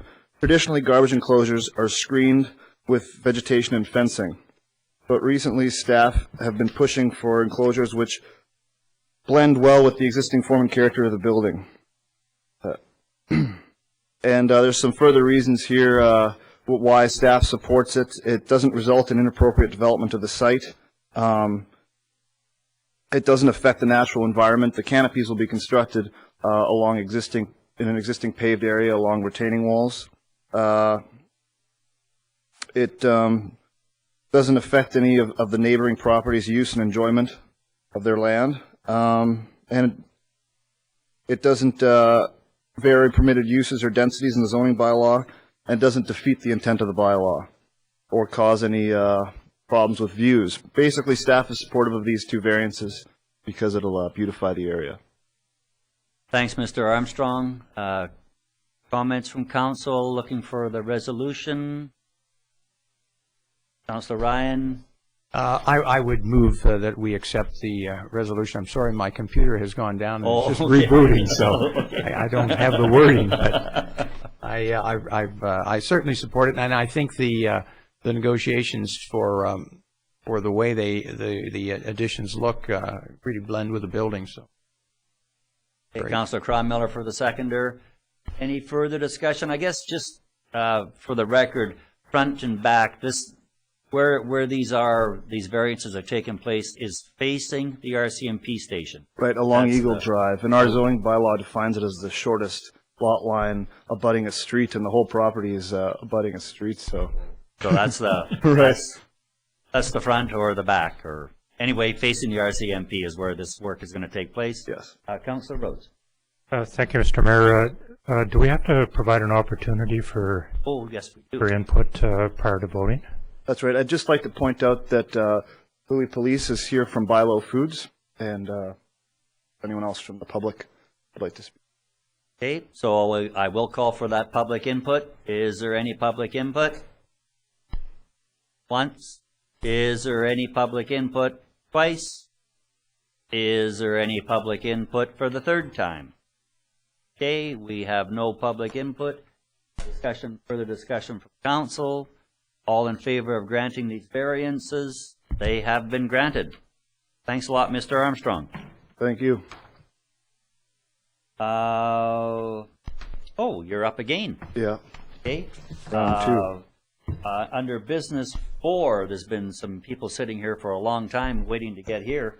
On the rear access to the Y, report number 4 from Mr. Armstrong, our planning technician. So this report has to do with fencing in the Y property, which is along Spartan, north of Lions Park. Council passed a motion to fence off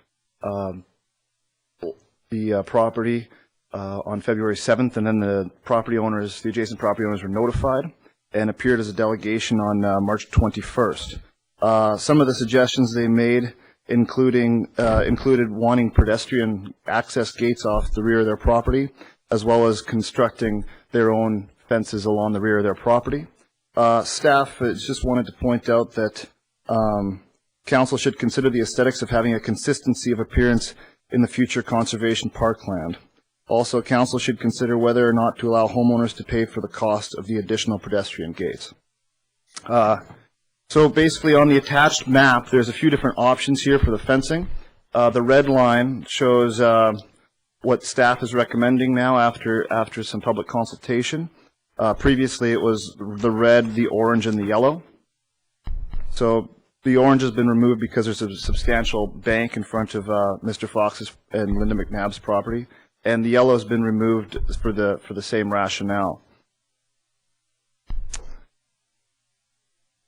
So basically, staff is recommending that we go with option 3, the red, to install a fence along the Gala Crescent properties and along 8607 92nd Avenue, as illustrated in red. Also include pedestrian access points at 92nd Avenue and Spartan Drive, as well as a new vehicle gate at 92nd Avenue, and allow homeowners to pay for the cost of individual pedestrian gates. Okay, thank you. Council, questions of Mr. Armstrong? Okay, Council with their recommendations. Councilor Ryan, please. Thank you, Mr. Mayor. Yes, I'd like to make a motion, and the motion is as follows. It's not part of the report. It's resolved that a secured vehicle gate and pedestrian passage to the Y lands be installed at 92nd Avenue. That a fence and pedestrian passage be installed at the Spartan Drive entrance to prohibit vehicular access to lands. That no fencing be installed at the present time between the adjoining properties on Gala Crescent and 92nd Avenue, pending both further consultation with property owners regarding the type of fencing and further planning for the development of the Y area and the method of property line demarcation thereon.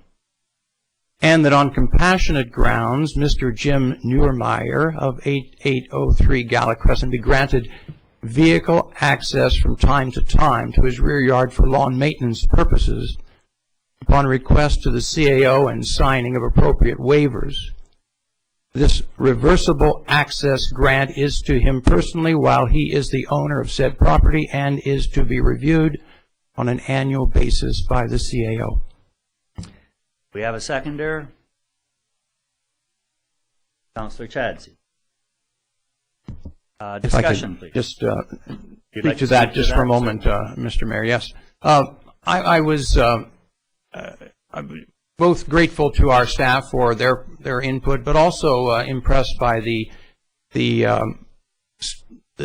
time, the effort, and the thought that the adjacent property owners had put into this, while recognizing the desire of council to restrict vehicle access there, and both to protect the site as well as the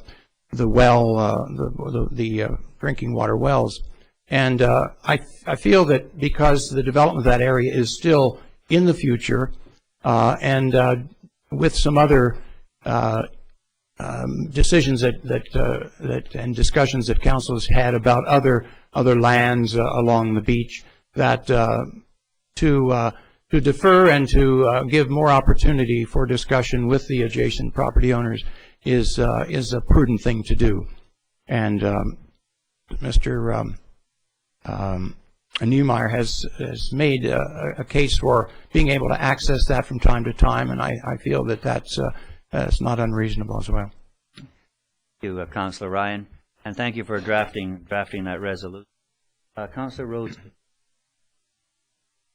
Thank you, Mr. Mayor. So, yeah, kind of I'm really liking the motion, but I would like to offer perhaps a couple of friendly amendments to it. I'm kind of struggling with two things in there. One of them being the fencing along 92nd Avenue, and I know that's being asked to be taken out of here, but if we're going to install gates through there, I think it would be appropriate for us to fence along the 92nd. The fencing that's there right now is falling down. It's decrepit, very aged, and I think we need that demarcation between the roadway and the property along there. And the other thing, the last paragraph with Mr. Neumeier, I'm definitely absolutely in favor of that. However, we need to bear in mind that there are 3 other residents in that area as well that may from time to time require access through similar needs to Mr. Neumeier, and I would like to see them included in this. I mean, the wording of the motion's perfect, but I'm feeling quite strongly that, you know, if we're going to offer an opportunity to one of the residents to access down there, that it would be appropriate for us to offer the same type of access into that property to the rest of them. Whether they use it or not, I don't feel is important at this time, but I think they should be included in that statement. So I would like to offer those 2 things as friendly amendments, if that's an option. To the mover? Yes, just so I understand, you, in terms of the fencing, you're saying more than a gate and a passage, the fencing as well to on 92nd for the red line. Yeah, yeah, along the 92nd, where the roadway runs parallel to the conservation area. Yes, right. No, I would agree with that, and I think the other one too. I mean, I'm easy. I didn't. I know. Mr. Fox and Ms. Nab didn't seem to need any excess, but I'm certainly, agreeable to putting that in at your suggestion, and see what other council members feel. I just have a question on that. I think the fence on 92nd is great. Fence and gate on 92nd is great. On the other item, when you look at the resolution for Mr. Neumeier, it's to him very, very specific, and I think there should be a time frame there, because now we're talking about putting that access out there longer, and it could be indefinite.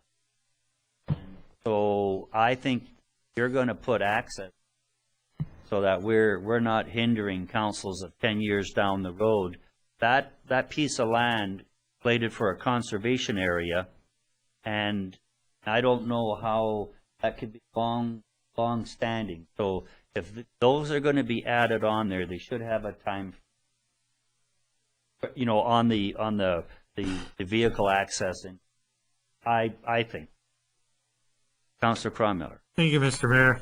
I would certainly agree, and I think there's in here somewhere I would like to see it as limited access, so that it's not just whenever, sort of limited to certain times on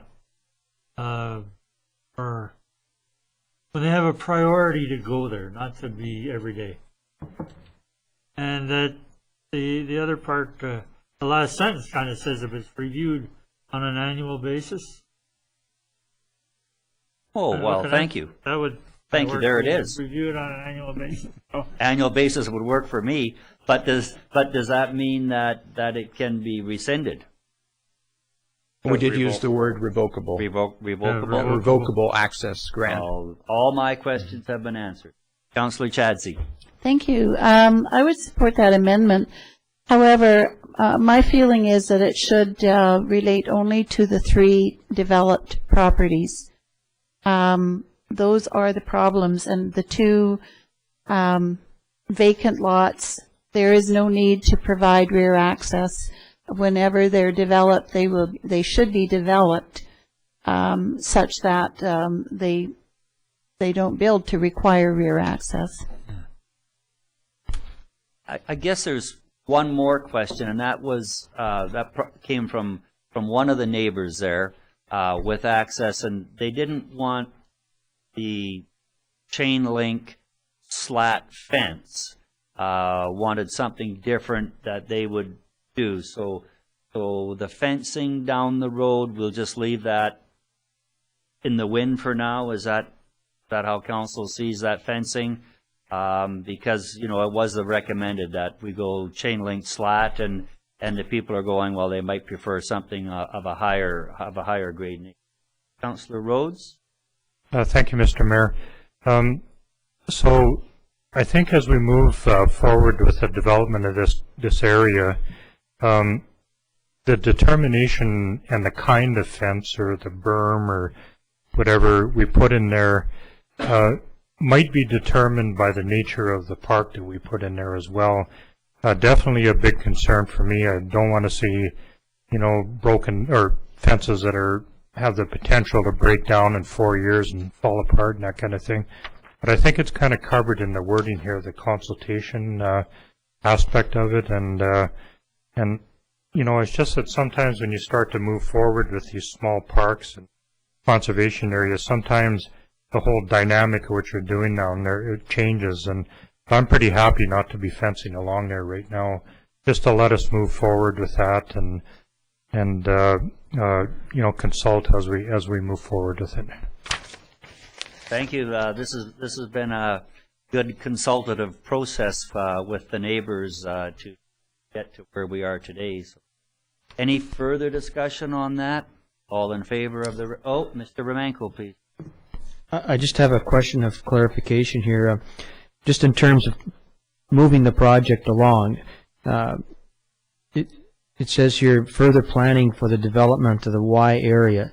So am I correct in hearing that if we're not developing the Y area this year, that we would not move to fence this year? I would think fence this year. That was my intention in crafting this was that we would install the fencing in the first 2 paragraphs, namely on 92nd and Spartan, but the fencing behind the adjoining properties on Gala and 92nd. Yeah, and that's what I was referring to. Is those? So the fencing behind the Gala properties. If we're not moving on the Y Park development this year, that we would hold off in terms of any fencing until that period of time. Okay. And there's a couple of lots there for sale. Those owners that buy those lots, they may want some higher grade fencing anyway. So no fencing on Gala, just fencing on 92nd, mostly restricting the vehicular access.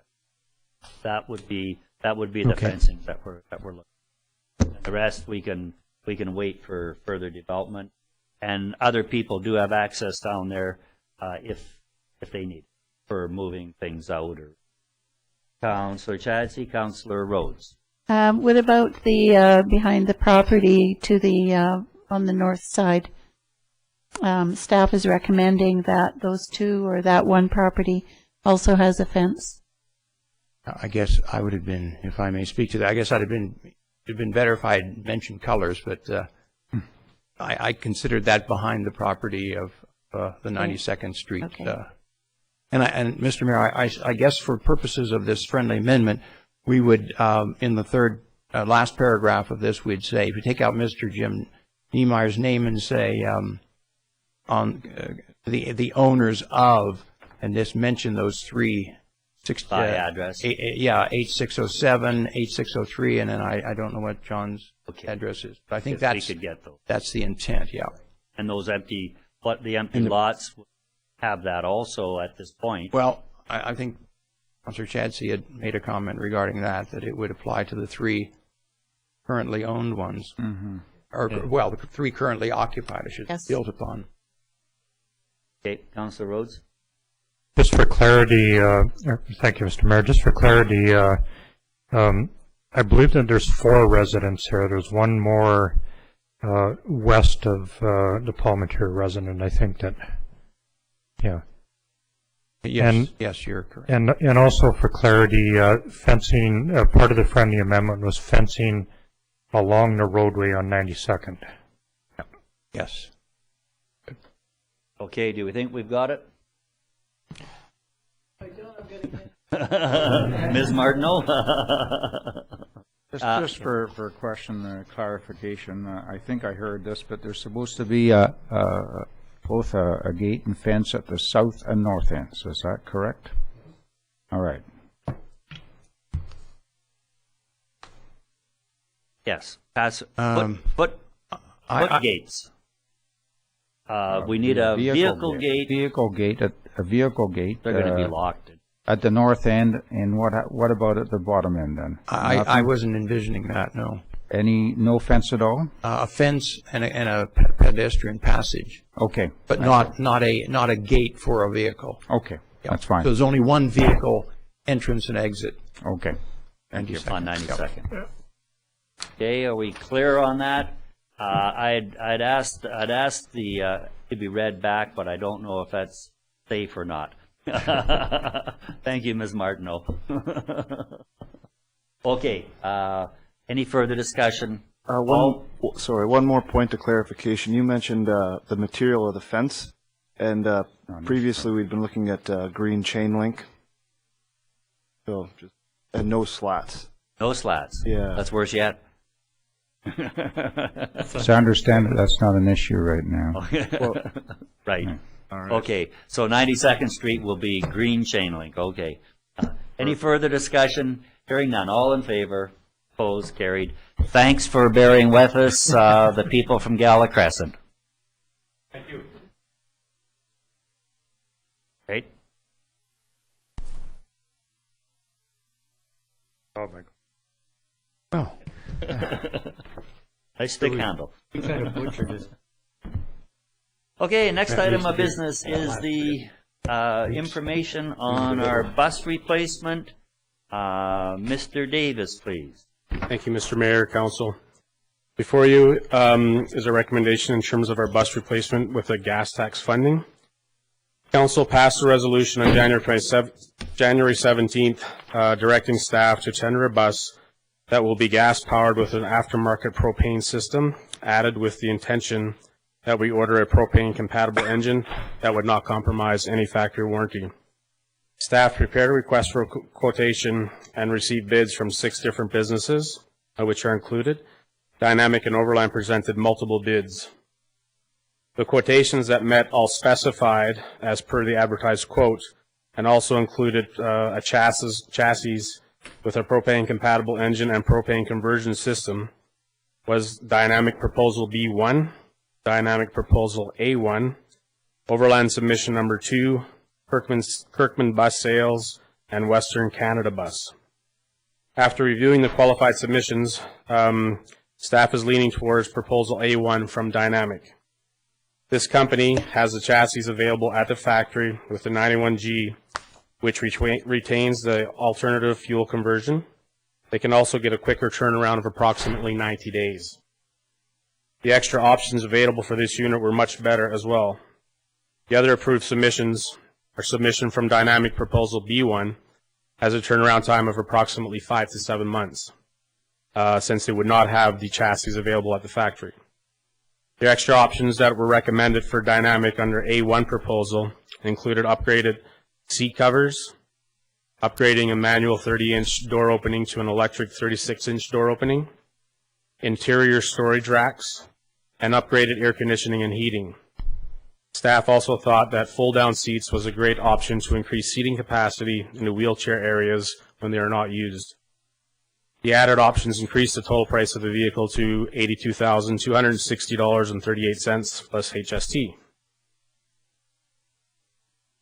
Some of the reasons that we looked at these extra options, the wheelchair lift, as opposed to the one that was listed in our initial advertisement. It would not be able, people who use the wheelchair lift, especially in a wheelchair, would not be able to look out the window as the actual platform sits right in front of them. An upgraded air conditioning and heat, what was listed was an 18,000 BTU, and this particular business in particular said that that may be undersized, especially for the warm weather in a Soyuz. An additional heater in the back would be better, especially for wheelchair users in the winter months. Moisture-resistant cloth, it just inhibits antimicrobial and antibacterial resistance. The interior storage, obviously, depending on how we put our new policy together for the use of the bus, would be beneficial for a greater use in and around town and for longer extended trips. And obviously, our entry door manual, as opposed to a electric, would be better with a wider entrance. The implications that we were looking at in terms of the community, our bus right now, the one that we have, is no longer roadworthy. So any groups that use the bus now don't have any options for use. Our gas tax funding agreement under organizational has a deadline of June 30th, 2011. And the total budget of the bus, or the total cost of the bus with HST, was $92,131.63. This still falls easily within the budget that we have allocated through the gas tax funding. The extra funds that we do have from this can be allocated towards future projects even after the deadline of the 30th. We've gotten confirmation from that, and we will have around $20,000. So the options before council is to accept the bid from Dynamic Specialty Vehicles Limited, Proposal A1, which will include the options that are listed above, and proceed with the purchase of this bus. Option number 2 is for council to accept the bid from Dynamic Specialty Vehicles Proposal A1 without the options and proceed with the purchase of this bus. Option number 3 for council to accept another quoted bid, and option number 4 for council not to accept any quotes at this time. And staff is recommending option number 1. Thank you, Mr. Davis. It's certainly been difficult to spend this money to buy this bus. I think we have all gained a lot of knowledge about propane and buses and different sources of power and different options and everything. So what are council's wishes on this? Councillor Cronmiller. Thank you, Mr. Mayor. I'll move option 1. Okay. Thank you. And seconder, Councillor Rhodes. Discussion, please. Councillor Ryan. I guess I have a question for Mr. Davies, and that is, you're getting a bus that is propane compatible, convertible. Do we have to convert it after we acquire it then, or will it come converted? Yep. The actual price of the conversion is $6,200, and that's included in the price. Of the 5 listed, they were the ones who included that price. So it's drive away condition. Yeah, get it. Good, thank you. Any other discussion? All in favor of the purchase? Opposed? We are the owners of a brand new bus. Thank you. Thanks, Mr. Davis. As I say, that's there was a lot of information to be garnered on that issue. The next item up is a license to occupy Gyro Beach by ATB Water Sports. Mr. Romanko. Thank you, Mayor Wells. At the March 7th, 2011 regular open meeting, Council accepted a proposal from ATB Water Sports for the use of Gyro Beach for the term May 15th to September 30th, 2011 at the rate of $3,000 for the term. A license to use or occupy a portion of Gyro Beach by ATB Water Sports is attached. This agreement includes reference to all the criteria set out by council in the request for proposal, as well as insurance and other cleanup requirements. The agreement allows for one motorboat with a condition that if a second boat is required by ATB, that they receive written approval from the town. ATB Water Sports held a business license in 2010 for another location, and their business license is being held for 2011 until the approval of this agreement. The options that are being presented is that the signatories for the town be authorized to execute the license to use or occupy with ATB Sports, or the option that the agreement not be signed, and staff is recommending option number 1. Thanks, Mr. Romanko. Council, please. Councillor Rhodes. I'll move option number 1. And that seconder is Councillor Cronmiller. Discussion on Councillor Cronmiller, please. Thank you, Mr. Mayor. One thing when I was reading through this, and I just wanted to confirm or whatever, it has budgeted $3,000 revenue to the town, and when I read other parts, it was $3,000, and it sounds like $3,000 for the whole summer. That's $3,000 a month. What it was? No, it's $3,000 for a month. No. Okay, I'm wrong. Okay.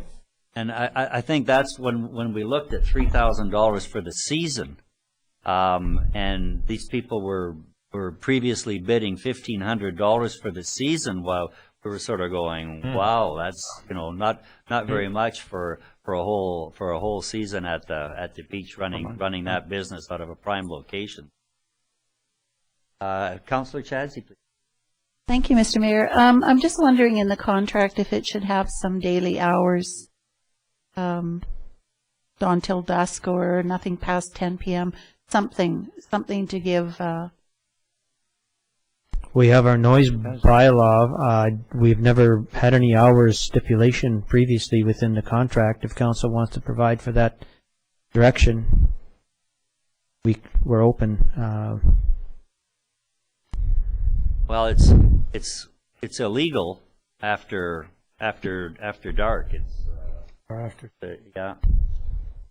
Can't doing water sports that I could think of in a boat, but you certainly are. It's illegal to be water skiing or any of the other toad sports. Dawn to dusk. That's if you want to do hours, that's one thing. But dawn to dusk is. That's open to interpretation. It was just an example. It was not a suggestion. Councillor Cronmiller. It's actually a half hour after sunset and a half hour before sunrise. So if you have to charge somebody under that, you then have to go and find out what time exactly is sunrise or sunset.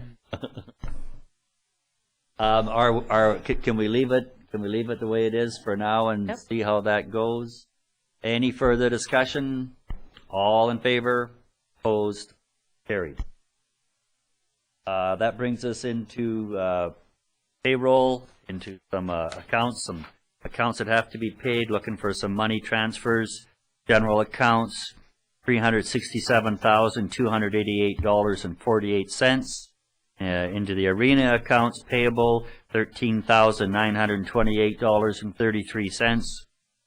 And net payroll accounts at $60,753.11. Is there any discussion on paying these amounts? Hearing none, these will be approved by consensus. And we have some committee reports from the Waterfront Steering Committee minutes of March the 17th, 2011. And item 2 from the Lake Recreational and Commercial Use Task Force minutes, March the 4th, 2011. Is there any comments on these minutes? Councillor Cronmiller. Just thank you, Mr. Mayor. I think if council has any questions of minutes, please ask them. But I did want to draw attention that the task force did not meet last Friday. It was staff had requested some more time, and so as a result, we'll be looking at a meeting in the very near future. And at that time, we hope to finalize our findings and put together some form of final report. With one more meeting after that, we should be able to present a report to council. The task force is getting near the end. Wow. That's great news. You guys have really been grinding through a lot of material. That's for sure. Yeah. Okay, so I'm going to go back to my committee reports of A and B, and was there any comments directly relating to the minutes? Hearing none, those will be adopted by consensus. And that moves us into the CAO report. Thank you, Mayor Wells. Just some of the activities that our administration has been involved in over the last couple of weeks, starting with the community development area. The Community Sustainability Action Team met on Friday evening and Saturday morning, pulling together the Community Sustainability Action Plan, first phase of it. So we're looking at next meeting, there'll be a major report from the director of, or the manager of community development.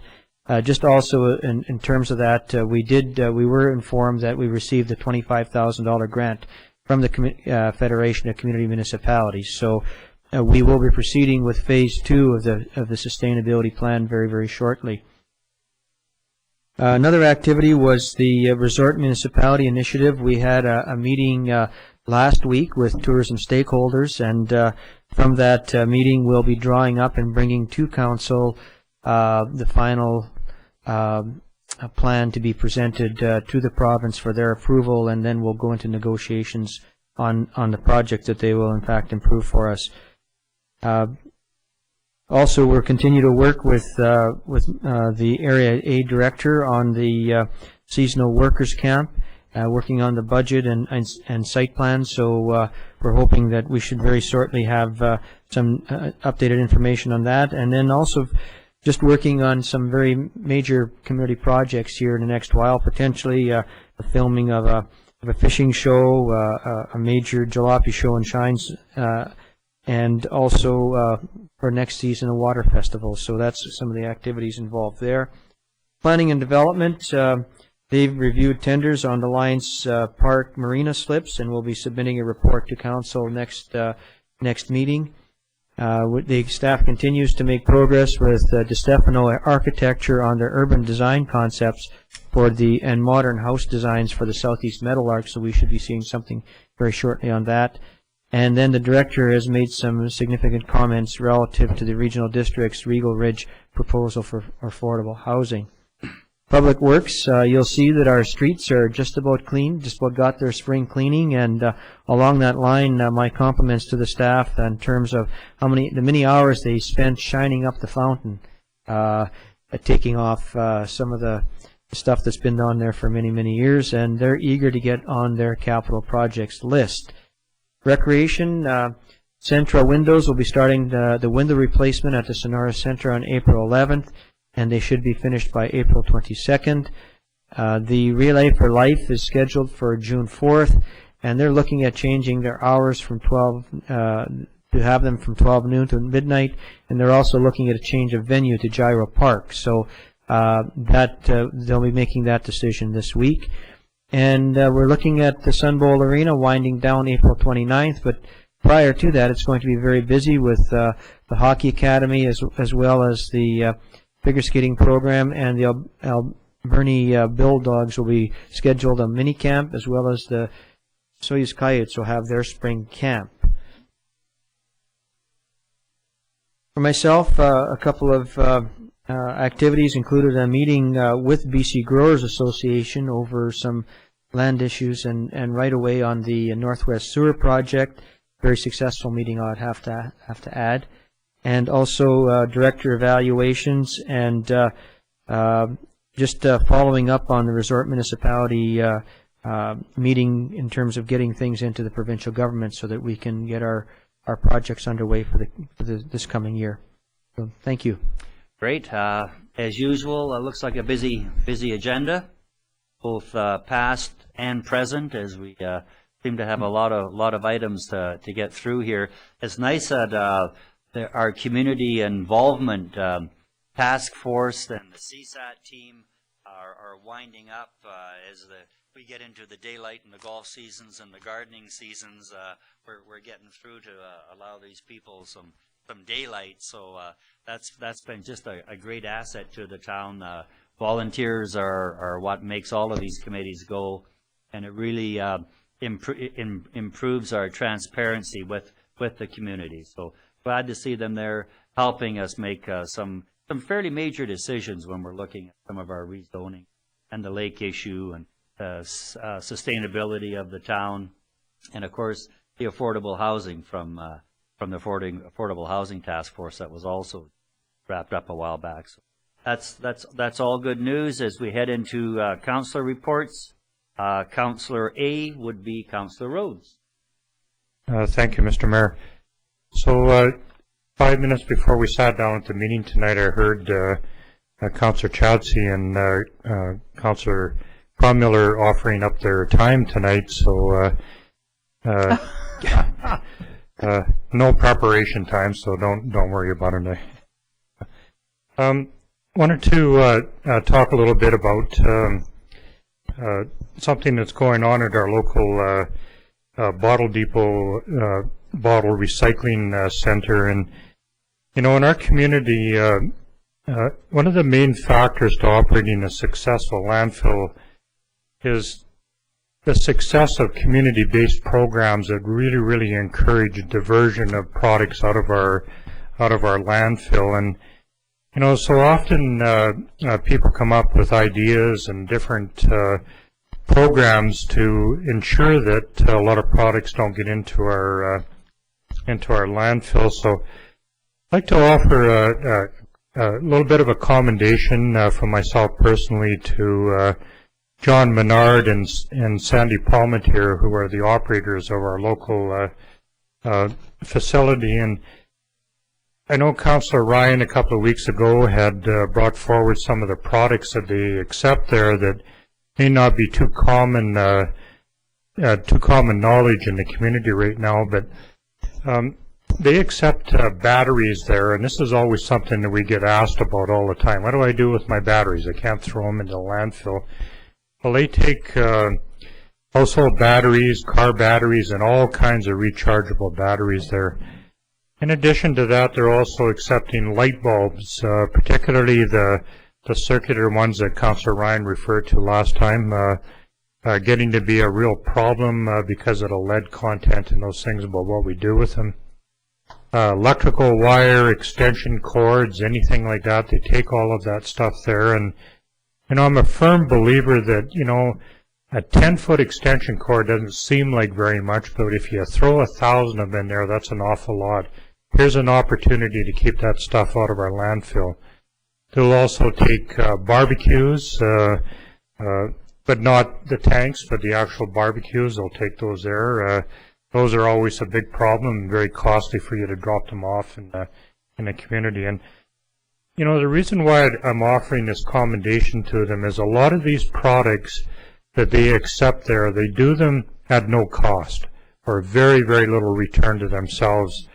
Yeah, there's a little bit of salvage if they get from the electrical wire, but you've got to have a lot of miles of wire to make it feasible. And you know, they're responsibly disposing of these products, you know, the batteries and everything. And I just felt really strongly that recognition was a good thing right now. So previous to this, and I'll wrap this up in a big hurry, there's an absolute unbelievable program coming our way in our community. Was to take effect on April 1st. Regrettably, it's been delayed until July 1st of this year, but at that particular facility, they're going to start accepting all kinds of appliances, and I have a very lengthy, comprehensive report. I'm going to bring this up at every meeting from now on, and I'll just give a little bit of a little bit of information of what they're going to start accepting on July 1st of this year. Just to give you a little bit of an overview, all tabletop electrical appliances can be dropped off there. Floor care products, irons that are burnt out, you can drop all that kind of stuff off. Portable air treatment appliances, fans, air purifiers, all that kind of stuff. And it just goes on and on and on. It's actually 2 pages of stuff, and I don't want to go through the whole thing right now. But just to keep it fresh in everybody's mind, if you got any of this stuff, hang on to it, because on July 1st you'll be able to start dropping it off, which is very, very important. But the important thing is what an awesome opportunity to divert this stuff out of our landfill. Thanks, Councillor Rhodes. Is that being done through MCOR? Is that? Some of these initiatives with regard to the barbecue and the wiring are, and I believe our glass that we're going to be accepting, these are all private initiatives that they've done with, some have been in concert with our new waste management, solid waste management supplier, and some of it are just initiatives that they've taken on their own. The July 1st component, the long list that I keep hanging up here, is in concert with Encore. Okay, great, great. Well, they certainly are to be commended. Thank you. Councillor Ryan, please. Good, thank you, Mr. Mayor. Yeah, it's coming to the point with John and Sandy and their return to depot that you won't have to throw anything away pretty soon. You take it back and have it recycled, which is the way things should be. I just want to talk a little bit about a couple meetings I went to, and then also to say something about energy and water. I was able to go to the Destination Osoyoos meeting this week on behalf of Councillor Rhodes, who wasn't able to go, and they're getting ready for their annual meeting and doing a lot of planning again to promote Osoyoos and to have events here that will create interest and raise our profile. And it was nice to see at the meeting of the municipal initiative, resort municipality initiative, some of the stakeholders there hearing and giving feedback on our plans to use the funds for capital projects that relate to tourism in the community. So nice to see that moving along and coming to fruition. Like Councillor Rhodes, who spoke earlier about the Earth Day and turning off your lights and pledging, I was disappointed, I must say. We got 1%, and we were we were sort of in the bottom half of the groups in the Okanagan. And when you think about it, they were, our population is around 5,000 people, so that was 50 people, which is not very many. So I'm really disappointed, and I think I'll just have to put a bigger effort into getting the word out next time. But remember, there will be another chance, because the 22nd of April, this month, is going to be Earth Day. That was Earth Hour, wasn't it? Yeah, sorry. So this is going to be Earth Day. So hopefully there'll be more being said about that. But it's Good Friday, the 22nd, I think, this year. So there'll be more said about that. But anyway, my wife and I, we spent our hour in the dark, and we had candles, and we just had a little glass of wine and talked about plans for the rest of the year. So it was nice. About water, we've put in a first reading for a water conservation bylaw, and I just want to say a few things about that, because sometimes, people say, water, like go down to the lake if you think we've got a problem. There's lots of water there.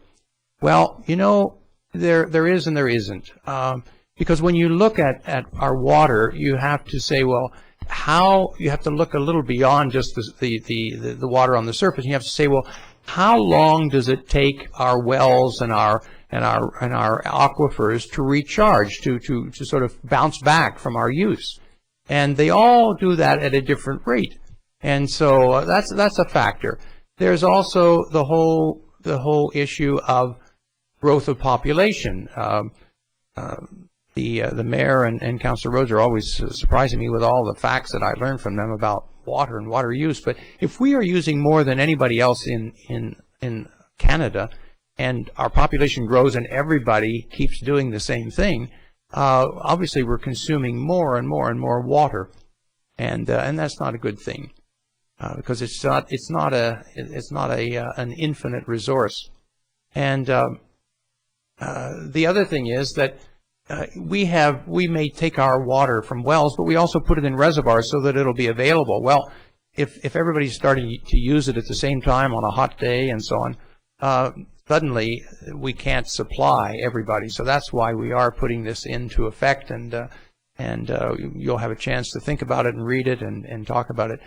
And another factor too is that we're polluting our water. It's not as if we're using it and cleansing it and so on, but there are all kinds of things going into it that are very, very hard to get out. And again, I was reading about a survey that was done of Canadians, and a good number of people, about about 18% that were interviewed, throw things into the toilet that they shouldn't. And it used to be a favorite place for your medication that had you didn't use, and of course that's the last place you want to put it, because that gets into our water supply. So a lot of reasons for us to be conserving our water, to make sure that we continue to have an adequate source and supply of good, clear, clean, drinkable water.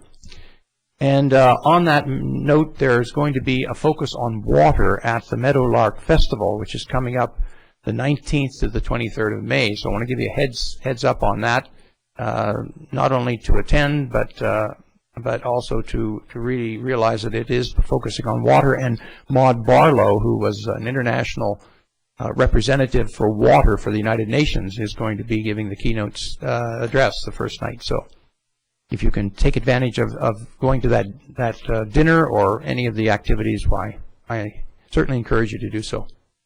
Thank you. Thanks, Councillor Ryan. Councillor Cronmiller, please. Thank you, Mr. Mayor. I don't know if I can say something beyond what my fellow councillors have had to say today, but Councillor Rhodes, I lied. I have more to say. But not much. I was away for part of the time, so I just wanted to say that I'm a little late on the bandwagon, and to a certain extent, but certainly congratulations to our hockey team for a great weekend in Fernie. I know they gave her their best shot, and there's a big celebration tomorrow afternoon at 5:30 till 7:30 at the arenas, so certainly all the towns invited to come out and congratulate our boys on a great year, and then send them off home. I'm sure most of them will be headed off in that direction this week, and thank them for the efforts they've put in our community in more ways than one. And the other thing I just wanted to mention was that I had a meeting with Staff Sergeant Lipinski last week, and discussed with him our water task force and some of the things that we're talking about with regards to swimming areas and buoys and some of those things, and he was very receptive to what we're talking about doing and proposing for the lake, and certainly would be adding the enforcement of the RCMP as best they could over this summer, and they're looking forward to a good year with manpower situations and whatnot. So it was good hearing some of the things that the RCMP were looking to do on the water. Other than that, I can keep it kind of short today. That's it. Well, it's been we appreciate that, Councillor Cronmiller. It's been a bit of a long day. Councillor Chadsey, please. Thank you, Mr. Mayor. I've been away for pretty much a month, and I did try and follow everything that was happening on the computer. It's very hard to get Canadian news, but my focus was primarily on the Soyuz hockey team and the Canucks. So the Canucks are doing just fine without me, and obviously so were the Coyotes. So I congratulate them, and as Councillor Cronmiller said, tomorrow night, 5:30, there's a ceremony at the Sun Bowl Arena, and there is also a free barbecue from 5:30 to 6:30, and then the mayor will speak at 6:30. I also want to remind everyone that April the 16th is a Volunteer Appreciation Luncheon. So all of you volunteers out there and all of you service clubs and special clubs who do so much in our community, we hope you'll come to the luncheon and allow us to recognize you and to formally thank you for all that you do. If you are coming to the luncheon, we ask you please let Sarah know at the Sonora Community Center so that we can make sure that we have enough food. And I think that is it. I want to just thank all of my fellow councillors for holding down the fort. I know that when one is missing, it just makes it a little bit harder, and I really do appreciate it. Thank you. Thank you, Councillor Chadsey. As usual, pretty well everything that I had on my agenda to talk about has been talked about. I did do the Resort Municipality Luncheon and shared a lot of information with the stakeholders. I went to that opening of the Tin Horn Restaurant.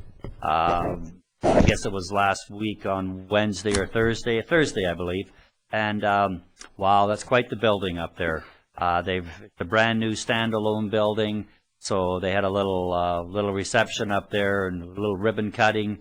It's going to be a great addition to the food and wine industry in the whole area. Some top-notch chef owners from Vancouver, so it'll be really good. And it's right where they have the concert series, so you could actually be in the restaurant and taking in the concert, one of the concerts at the same time. Sort of a real neat approach to that. Also went to a soup and sandwich for the museum kickoff group. This would be the central core, the people that are going to take that whole museum referendum forward. And it was put on by the museum. I was just there as a spectator. I didn't even have to speak, which was very nice. And they're going to be taking that whole museum referendum forward into the community. There'll be lots of public meetings and things like that. So this was just sort of getting the first go around the people that were there. The Coyotes again, fantastic.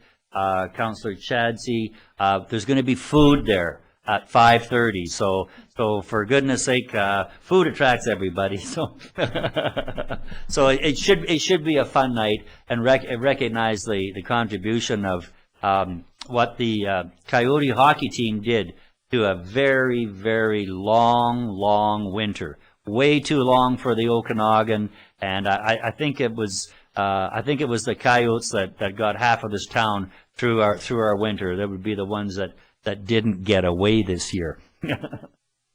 Other than that, I'm heading off for Okanagan Basin Water Board tomorrow, and some regional district, things like that.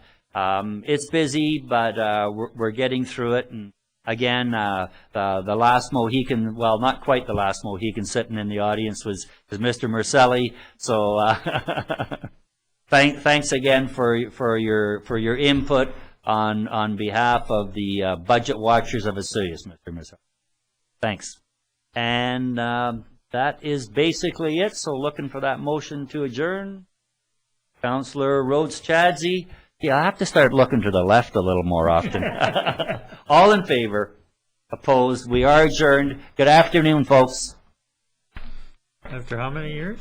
Did I miss, I couldn't resist. Mr. Mayor, did I miss that or Mr. 380,000 general fund, or is it 197? And, You're one. Okay.